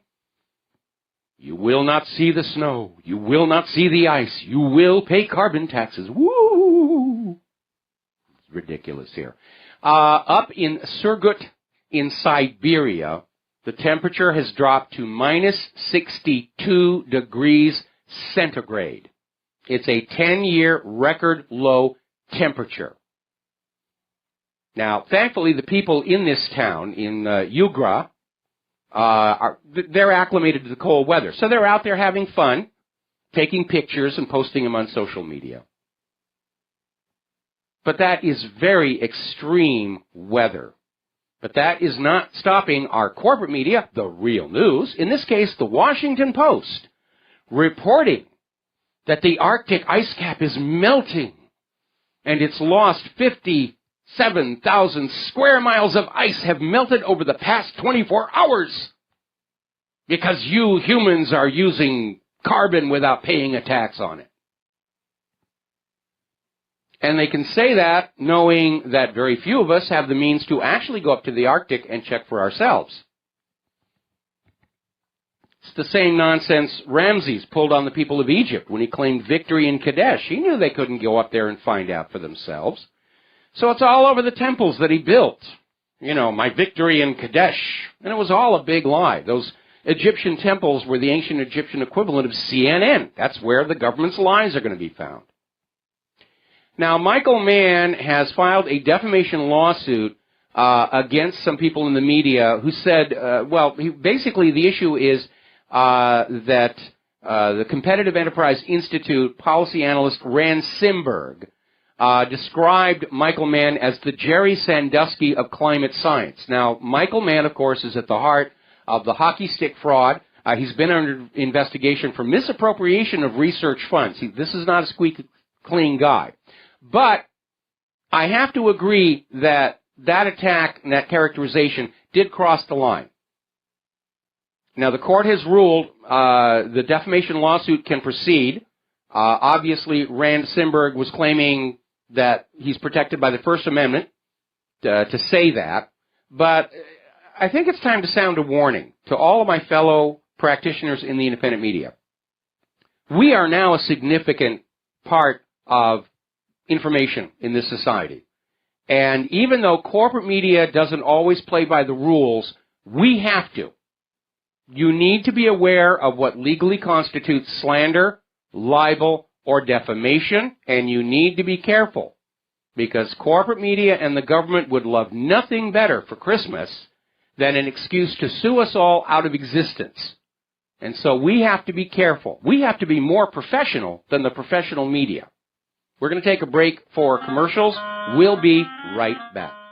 And aloha, America. Welcome back to our show here. We're coming up on the top of the hour, and the lovely Lady Claire. And Japan, their romance, if you will, with nuclear power has been strained by the Fukushima disaster. And after Fukushima, there was temporarily a ban on all nuclear reactors, and then Japan relented, even though oil prices were dropping because of the oil price war, and they sort of started heading back in. Now they're having second thoughts again. Apparently, they have a reactor called the Monju. It's a fast breeder reactor, meaning the reactor makes more fuel and bomb stuff as it operates. And apparently it has cost nearly 7 billion pounds over the last 22 years. They only started it up a little less than a year ago. It's been running for 250 days, and they've decided to shut it down and scrap it because it's had nothing but problem after problem after problem after problem. And so it would appear that, again, they need to be cautious. And one more time, I want to say that I think all of this stuff can be made to work. Nuclear power, deep oil drilling, even GMO. The problems all come when the safety decisions are left in the hands of the money junkies, who will always cut corners and trade safety for profitability. You look at the cascade for any disaster going all the way back to the initiating event, and you will find something that should have been there, that was planned to be there, and was taken out to save costs. And remember, when the Fukushima quake and tsunami happened, one power station on that coast survived without any damage. That was the one at Onagawa, because the engineer in charge of building that one stood firm and said, these are the safety specifications that this plant needs, and we're not going to tolerate any cutbacks. And unfortunately, he passed away before seeing the vindication of his obstinance, if you will, stubbornness. But you see, it can be made to work. But unfortunately, as long as the money junkies are calling the shots, we're going to get poor quality reactors, poor quality drilling platforms, poor quality computers, poor quality cars, because money is all they think about. By the way, apparently 700 million Android cell phones are pre-installed with Chinese spyware coming right out of the box. And it all tracks back to a software company called AddUps, and their firmware comes pre-installed on 700 million Android devices, and it's been discovered that it collects personal information from users and sends it back to AddUps without their knowledge or consent. I'm about ready to go back to a couple of Dixie cups and a waxed string for my phone calls to my wife here.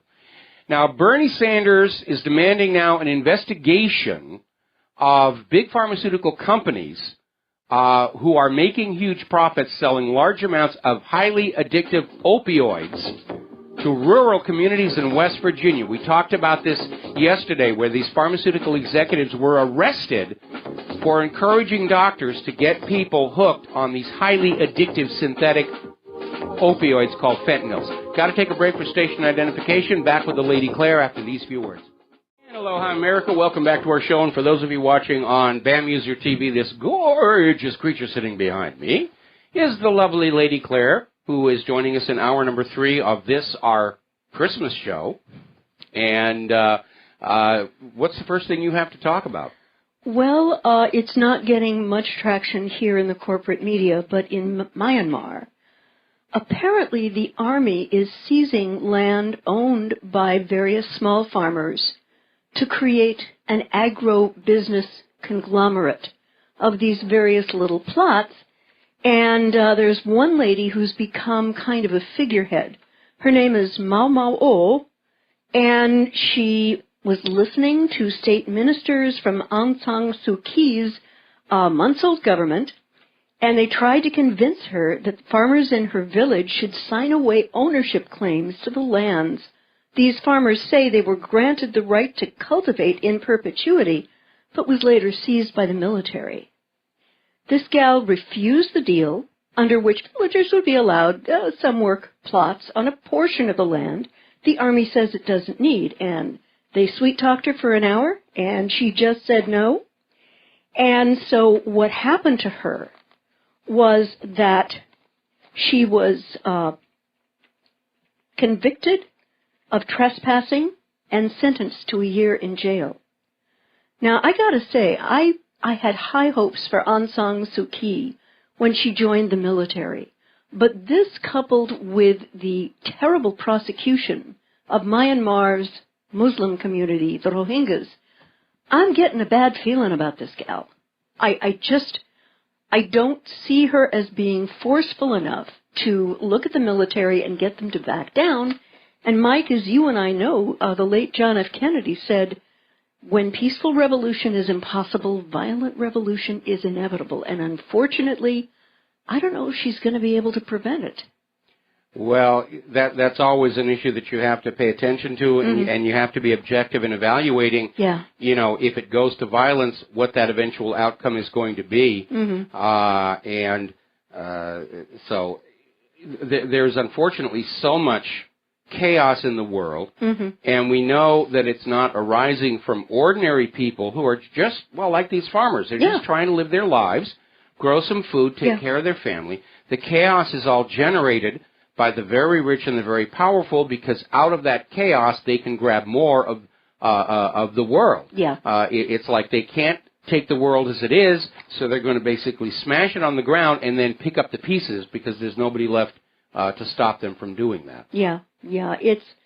It's really unfortunate, and I'm watching this with a great deal of foreboding, because the person I really thought Aung San Suu Kyi was appears not to be the person I'm seeing in action in the government. The next place I'd like to take a look at is Yemen.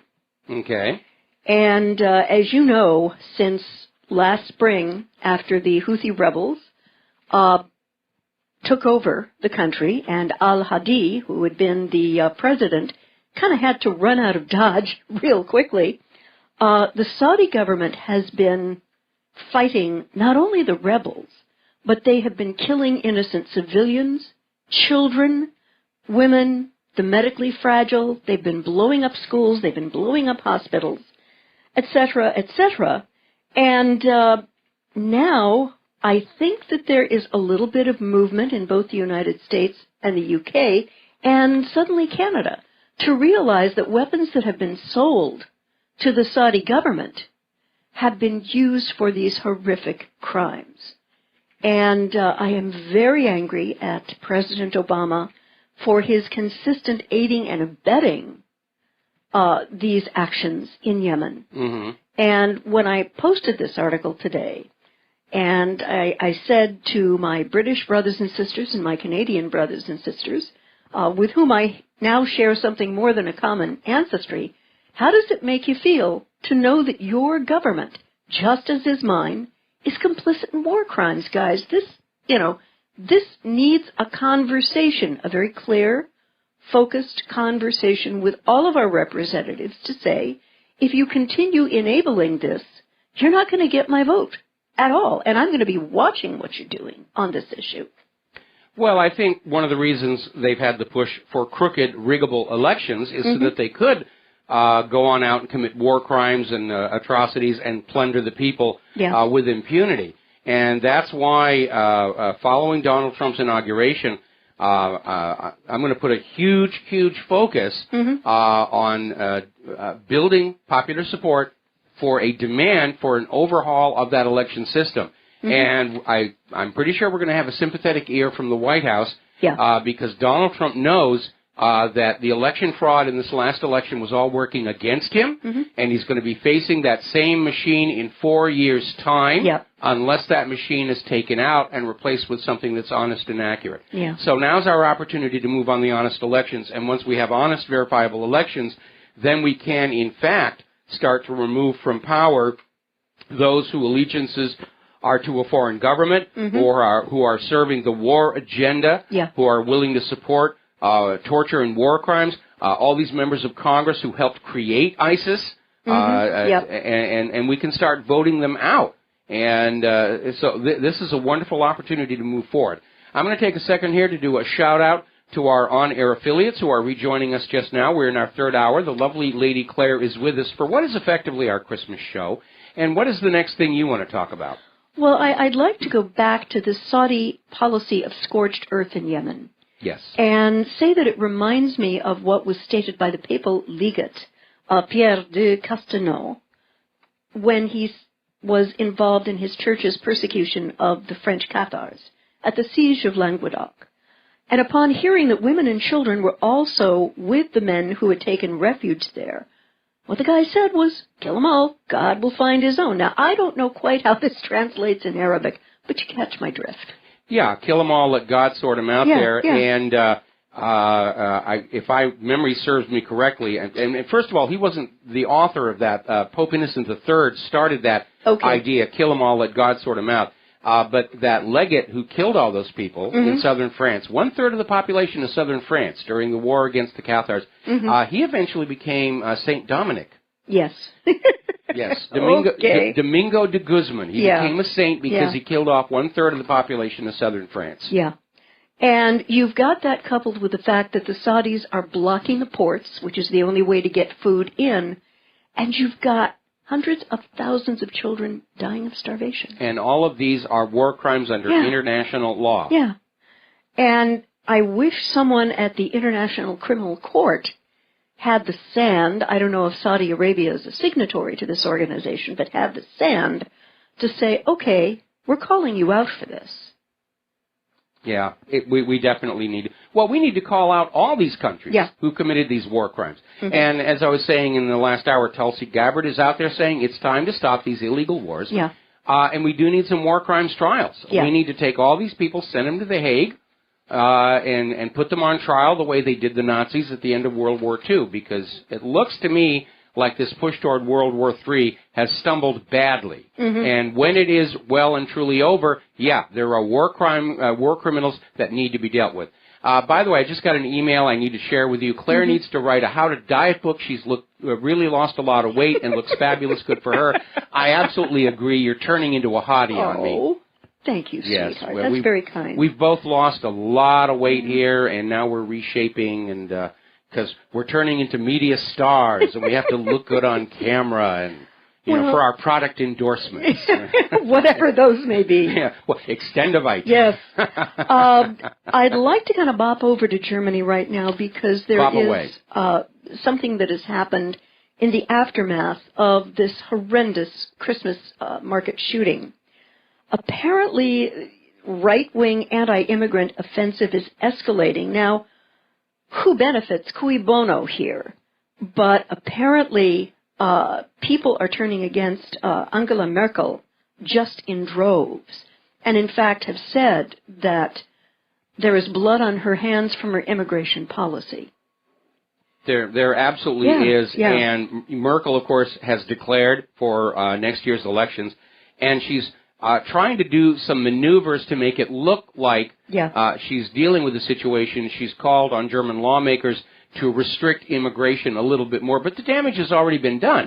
Merkel is trying to put on a show that she's closing the barn door after the horses well and truly escaped, and I don't think the German people are going to fall for it. No, and in fact, a gentleman by the name of Markus Pretzel, a leading AfD politician, tweeted immediately after Monday's attack, "The deaths are Merkel's responsibilities."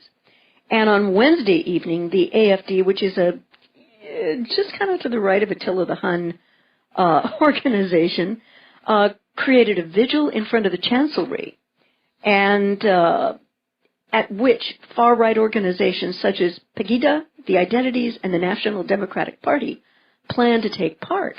I mean, this has absolutely galvanized the German people. And everyone is saying with one voice, we need to adjust and think about our immigration policy because this is not working. No, it isn't working. It's not working in Germany. It's not working in Europe as a whole. It's not working here in the United States of America. Mm-hmm. The open borders policy is letting in people who are not a benefit to our society. Mm-hmm. And again, as I mentioned before, migration is a filtering process. When you go to these countries, whether it's Mexico or Costa Rica or Syria or anybody, the people who are functioning citizens, who have jobs, who've got businesses, they've got homes, they're not going to leave. The people who are leaving are the ones who couldn't make it in their own country. In many cases, they're fleeing prosecution. And so Europe is getting the absolute worst dregs of those host countries coming on in. And so it's no surprise we're seeing all these rapes going on and everything.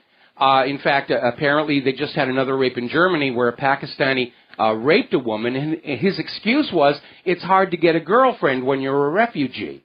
And we see the same thing here in the United States, where all these MS-13 gang members are just pouring across the border, just ahead of the Mexican police, along with all the contagious diseases that are being brought in. Diseases that had been eradicated in the United States of America are now back infecting the American people, and of course the medical industrial complex is happy. We've got tuberculosis back. We can do fundraising. We can sell medicines. It's going to be great.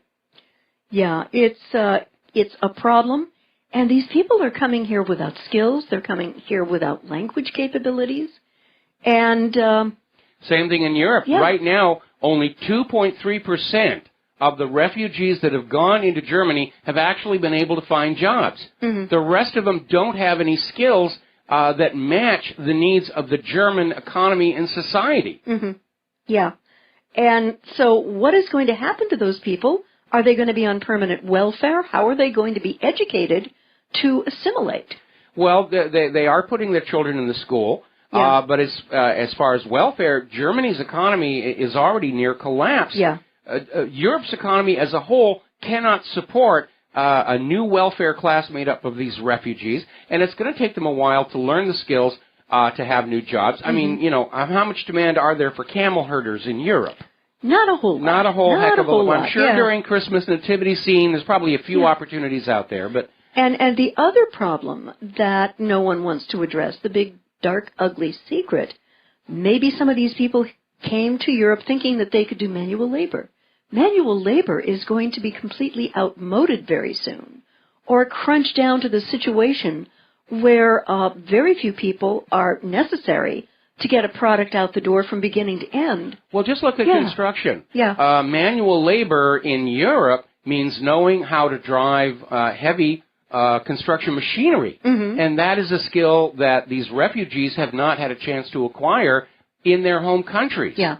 And all of these New World Order globalists, again, classic problem, they don't think it all the way through. Europe's economy can't support this sudden increase in population. Mm-hmm. The needs of Europe in terms of jobs are completely out of step with the skill level of the refugees coming on in. Mm-hmm. And it's not surprising that it's created all kinds of hardship and backlash and anger and violence.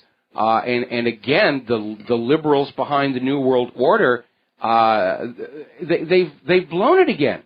Because as Newt Gingrich said, they're delusional. They're living in a self-created fantasy world where they can just put up a sign or change a law, and what's in people's heads will just switch automatically. And it doesn't work that way. No, it doesn't. And, I feel just a little bad for Merkel, but she's having an industrial strength wake-up call right now. I don't feel one bit of sympathy for Angela Merkel, especially in her current campaign, to bring back the 1930s German information laws to punish wrong opinions. That's scary. We're going to have the thought police going on out. We're going to burn the books. Yeah, it smacks of,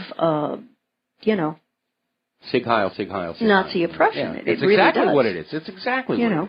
And I wanted to revisit something you mentioned earlier about the alleged truck driver getting shot down in Milan. Yes. Mike, I've got to wonder... And I got to tell you, if you're going to get gunned down in the streets, Milan is a beautiful city to get gunned down. Ow! I've been there. Ow! I have to wonder who gave the order to shoot to kill and from how high up it came. Because if this man had been contained, had been arrested, I wonder who he would have said ultimately sent him. Well, of course, that's the reason he had to be killed. Yeah. Yeah. I mean, this whole thing smacks of another false flag terror attack between the way they said, he left his residency permit in the truck. I mean... How convenient. That's the equivalent of the magic flame-proof, explosion-proof passports that fell out of the airplanes on 9/11. Yeah. And then they backtracked on that story and said, okay, we understand you're not buying that one. Well, we just found his fingerprints. Yeah. The guy got... And again, he'd been under surveillance. They knew he was a problem. He'd been in prison in Italy for 4 years for arson, and still they let him on in. It does feel like false flag, and we need to be aware there probably is going to be a whole bunch more during this Christmas weekend to try and reignite the war fever in the American people. They had an attempted hijacking earlier today, but the hijackers surrendered, and nobody was hurt on the airplane. That was Morocco, right? That was Morocco. Yeah. And so, it looks like somebody somewhere was saying, we need a whole bunch of acts of terror to get this thing going here again. But they've cried wolf so many times, we're not going to listen to them, even if by chance they're actually telling the truth. Yeah, and that's unfortunate, because there may be a situation where they may be telling the truth and no one's going to believe them. Well, see, that's the problem. Yeah. Once the people of a nation are convinced the government is lying to them, the government becomes totally impotent and ineffective. They can't do anything because nobody dares trust them ever again. Yeah.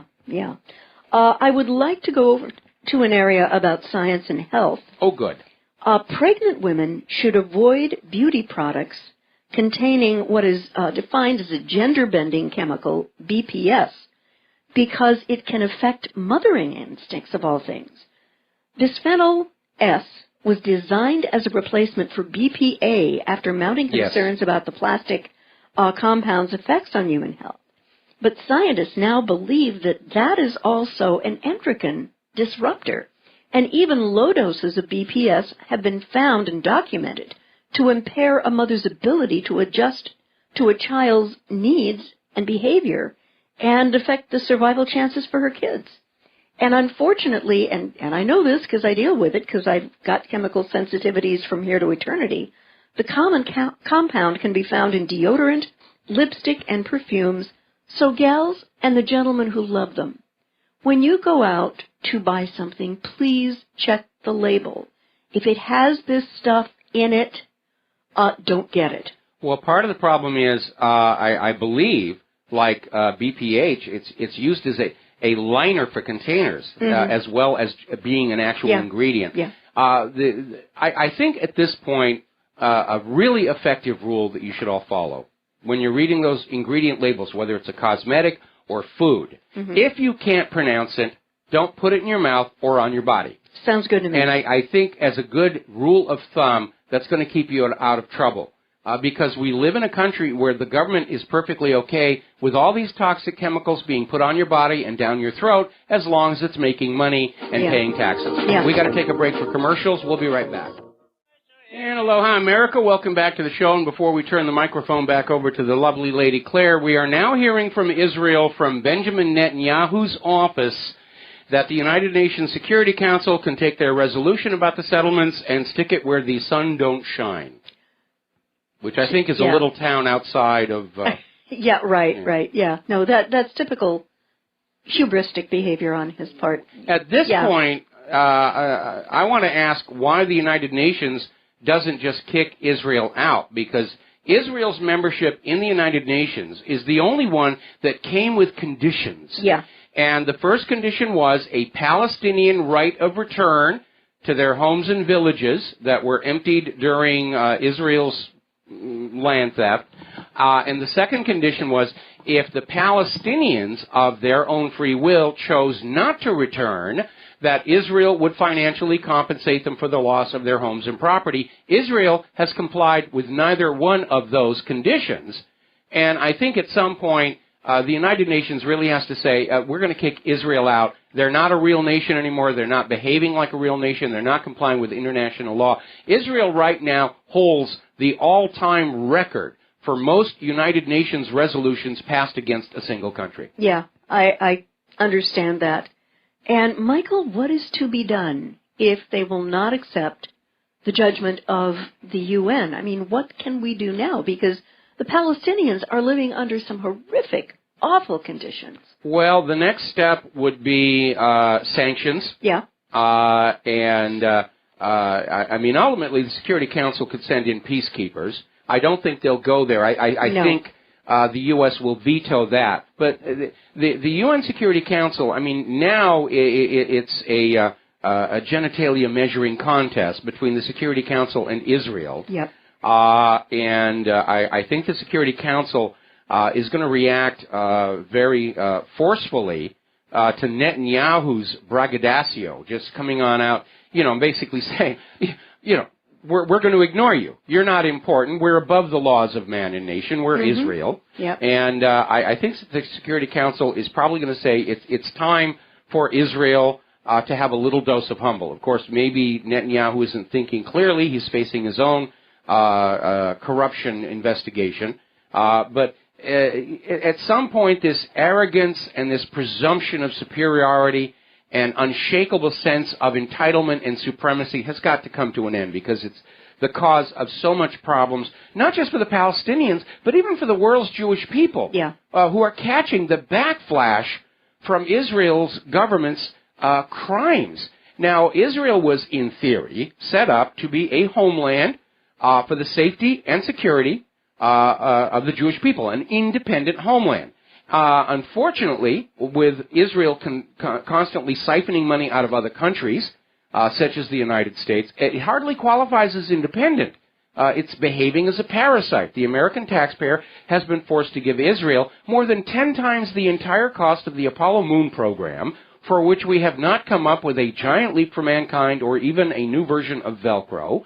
And with Israel's government's actions creating hostility and alienation all around the Middle East and around the world, it can be hardly said that the nation of Israel is in any way, shape, or form protecting the safety and security of the world's Jewish people. And there are a lot of American Jews who are now starting to stand up and say, look, this really is out of control, and I don't want to be associated with them anymore. There is one brilliant documentary that I would very strongly advise all of our listeners and readers to find. It's out there on the net, and it's called Don't Tell Mother I'm in Iran. Very sharp, very nice-looking Jewish videographer went to Tehran to find out what the situation was for the Jewish people there. And right now, they're thriving. They're doing well. They actually have, as do Christians, a seat in the Majlis, or parliament. And, it's a protected religion, just like Christianity is. And, but for Israel to be screaming about all these other nations and how terribly they're treating specifically their Jewish residents, it's just not true. Whoops, sorry. There's our commercial break, and we'll be right back. And aloha, America. Welcome back to the show. And what is the next thing that you want to talk about? Apparently, 4 more government officials were just charged for the Flint, Michigan water disaster. Well, good. Yeah. I think the governor ought to be included in that. Of course, he's isolated and protected. Mm-hmm. And especially when you realize when all of this was going down, when the people of Flint, Michigan were getting this lead-contaminated water out of their faucets, and by the way, they're not the only one. 30,000 other cities in the United States of America have even worse levels of lead contamination. But while this was all happening in Flint, Michigan, they had bottled water being brought into the government offices. So the people working in the government didn't have to drink that water. Yeah, I mean, it was so sick. They knew. And the heck of it is that even though with certain practices like chelation therapy, you can get the lead out of a child's system, but you can't undo the damage it's done to it, to the kid's biology. And if these people get convicted, jail time. That's what I want to see. And, Flint, Michigan city water coming out of the faucets in their prison cells here. Yeah. And there are all these kids that are running around with this permanent brain damage, yep. Which I guess we have to find future congressmen somewhere. Ow. Ouch, ouch, ouch. But, you have to feel for these people to imagine that local and state and government officials were not taking care of water, which is essential to life. It just boggles the mind. And meanwhile, Nestle is buying up all the fresh, safe water supplies in the entire country to commoditize it. And their corporate attitude is, no, you don't have a natural right to fresh, clean drinking water. And when you look at all the states that have actually made it illegal to catch rainwater on your own property, again, it's that enforced dependency. You will go to a corporation for your water. You will go to a corporation for your food. You will go to a corporation for your medicine. You will go to a corporation for everything that you need. You're not allowed to provide for yourself. You're not allowed to grow it, collect it, or find it anywhere. You will be dependent. And, of course, enforced dependency is a system of enslavement. Now, the other aspect of this is that all these parents in Flint, Michigan, and these other 30,000 other communities, these parents have to be all of a sudden realizing the medical problems their children are suffering were allowed to happen by the government. And this is an issue that spreads beyond the water into other issues such as toxins in food and vaccinations. Mm-hmm. Yeah. The right of the government, if you will, to poison us. For profit. Yeah, yeah. And again, going on back to this story we reported earlier in the week where 6 pharmaceutical executives have been arrested for going on out and incentivizing doctors to overprescribe this highly addictive synthetic opiate called fentanyl in order to get patients hooked on it and make them dependent for life. Tell me what is different between these pharmaceutical executives and the drug pilots flying over the border with their opium from Afghanistan. There really doesn't seem to be any. And yet, the medical establishment is just fully on board with this right now. When it comes to your health, and this is something that's very important to remember, knowledge is power. There are things that I take in terms of nutritional supplements. I've done the due diligence, I've done the research, and I understand why I'm taking them.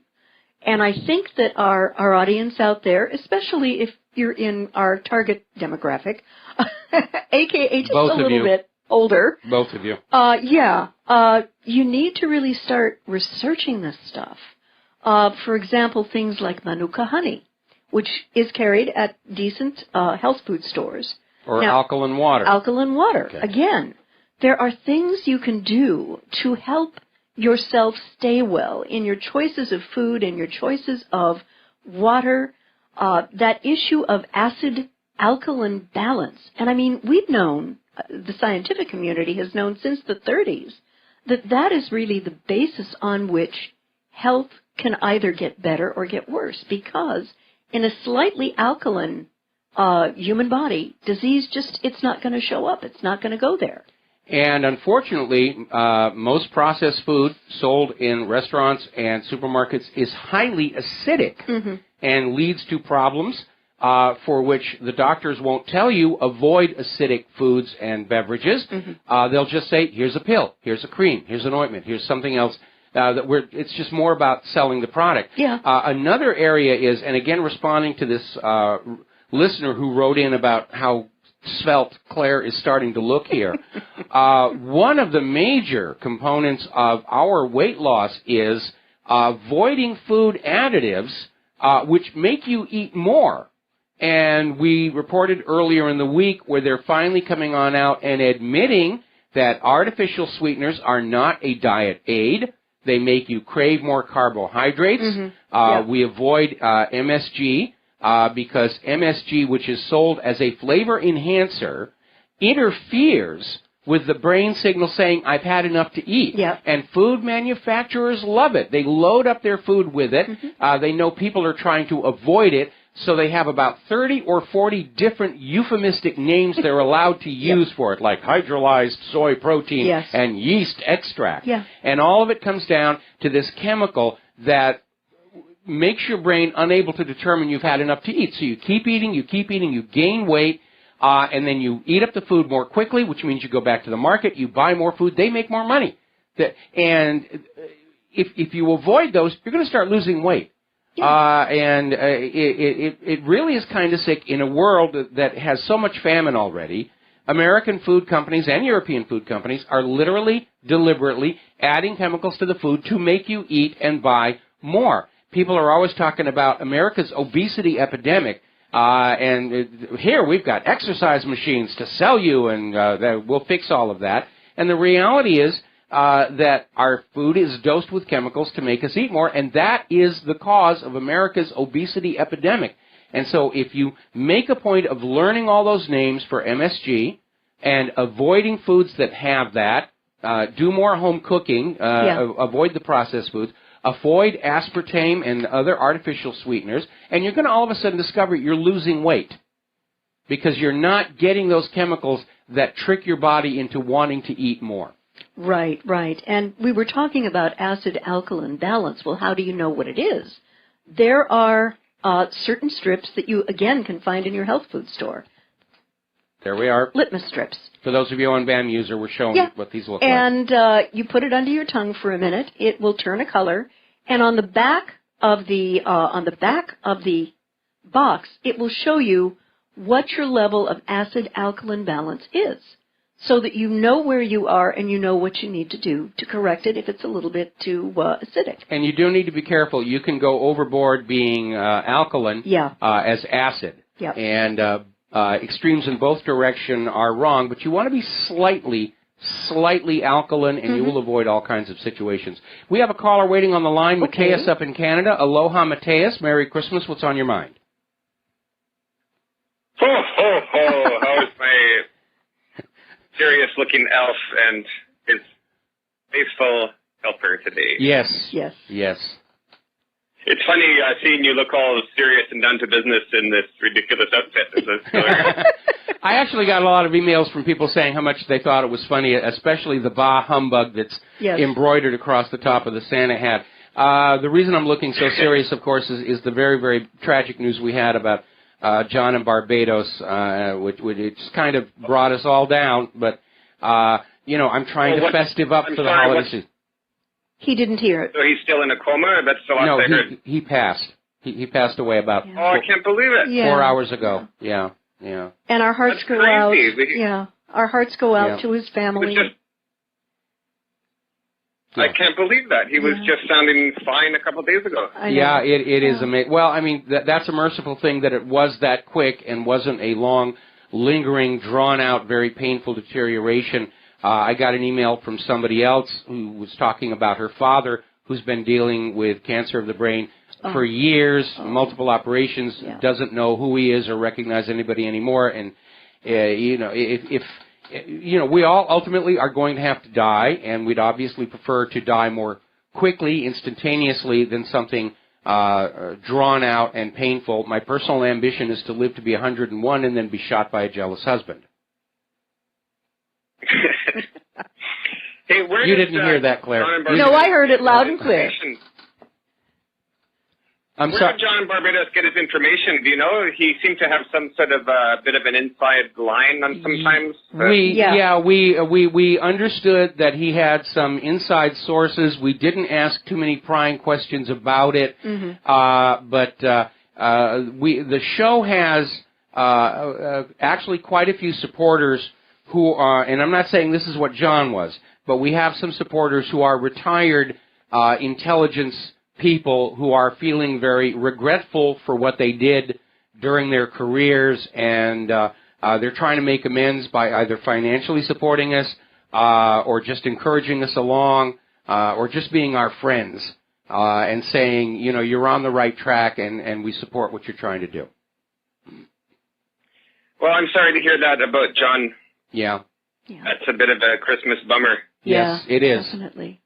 But I think it makes Hey, I wanted to call to wish you guys Merry Christmas. I haven't called in a while, but I've been listening every day. And I wanted to mention that it may be that the side that is working against us may not be as strong as they would like us to think. For example, this whole Hillary, she just kind of collapsed. Yes. And Trump was not assassinated because now it would have been the time to do it by now. It's kind of almost too late to do it now. Well, certainly from Hillary's point of view, the opportunity is gone. They would have had to try and do it before the Electoral College. And there were 3 attempts. They weren't reported very well, but there were 3 attempts. Now that the Electoral College has certified Trump, Hillary has no path to the White House. Right now, her big concern is avoiding prosecution for her crimes, and I think that's the reason the Hillaryites are still attacking my server, because they're specifically targeting the files related to all of the Clinton scandals, the dead bodies list, the possibility that she was committing espionage using that private email server.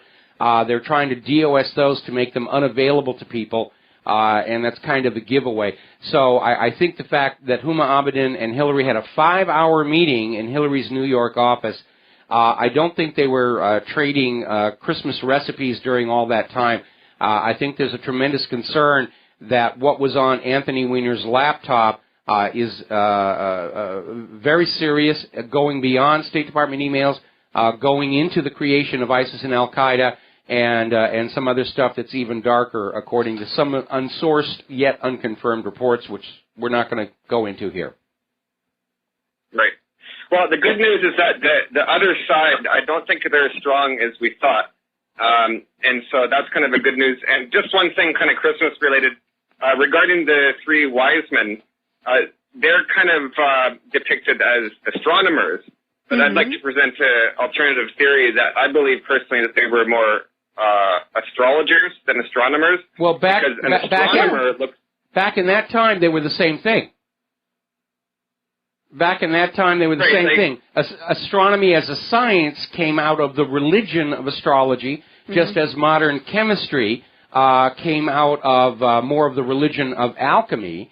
And the 3 wise men, the Magi, were priests of the religion of Zoroastrianism. Now, they're portrayed as kings, but they were actually priests of the cult of Zoroaster, or Zarathustra.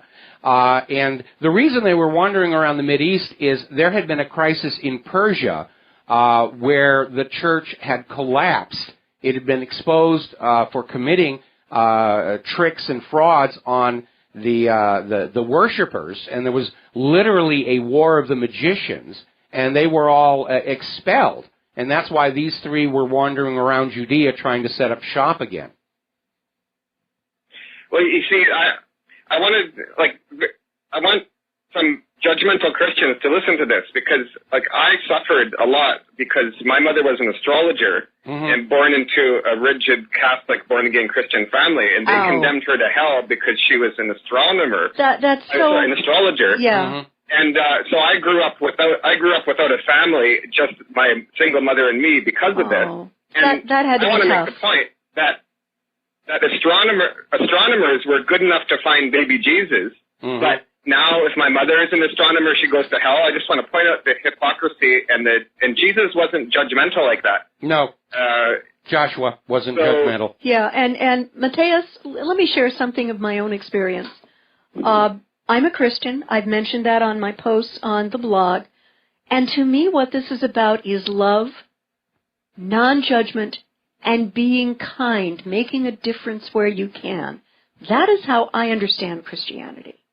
And I love it that my faith community is cooperating with, in fact, a Catholic faith community that's, I think, very liberal in terms of providing food for the homeless here on Oahu. No one yells about dogma or this is wrong or that is wrong. It's just people coming together in a loving way. And that's sort of where I come from on my faith. I've said it before. Good people are going to do good things. Bad people are going to do bad things, and both often cite religion as their justification. And so it really comes down to the individual people and how they are.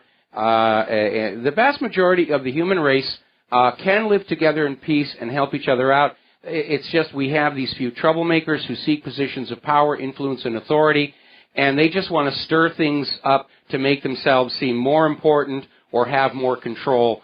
And it is a curse within religion, within politics, within education, and we need to basically start seeing that we have to judge the quality of people by how they behave, not by what religion they follow, not by what political party they're a member of. We need to take them on a case-by-case basis, one at a time. This is a good person, that's a bad person. The content of their character. The content of their character. Dr. Martin Luther King said. Exactly, Yeah. Exactly.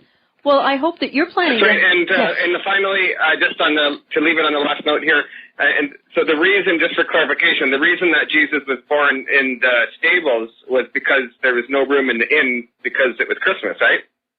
Well, it raises joking. It raises the question here. I mean, how does Jesus celebrate his birthday? Everything's closed. All right, we got to let you go and take a break. Merry Christmas, okay, Merry Christmas. Take care. Great job. Thank you. Thank you. Aloha, America. Welcome back to the show. And, of course, the music on that last bump was created by my lovely wife, Claire, as part of her album, Christmas Without Borders. We're going to take one more phone call here from Fran in Washington. Fran, welcome. Excuse me. Welcome to the show. What's on your mind? Yes. Aloha nui nui. Aloha nui nui melikalikimaka. What's on your mind? Haoli makihiki how? Oh, wow. I'm impressed. Yes, I am, What too. did I do? You did Wonderfully. great. What's on your mind?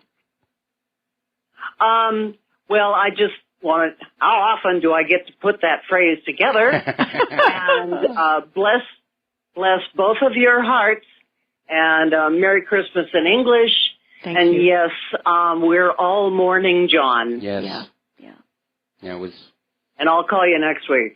All right, sounds really good. Thank you very much. And we're going to let you go. No more phone calls. We're at the end of the show here, our Christmas show. And again, a reminder, a Monday show will be a replay because RBN is giving their overworked and drastically underpaid staff the day off. We are going to take one more phone call, I guess, was waiting. Tony in Hermosa, what's on your mind? Tony, are you there? Hey, there you are. Yeah. I just been listening for 5 years. Just wanted to call and give you a quick imaginary friend in the chimney. Marry one.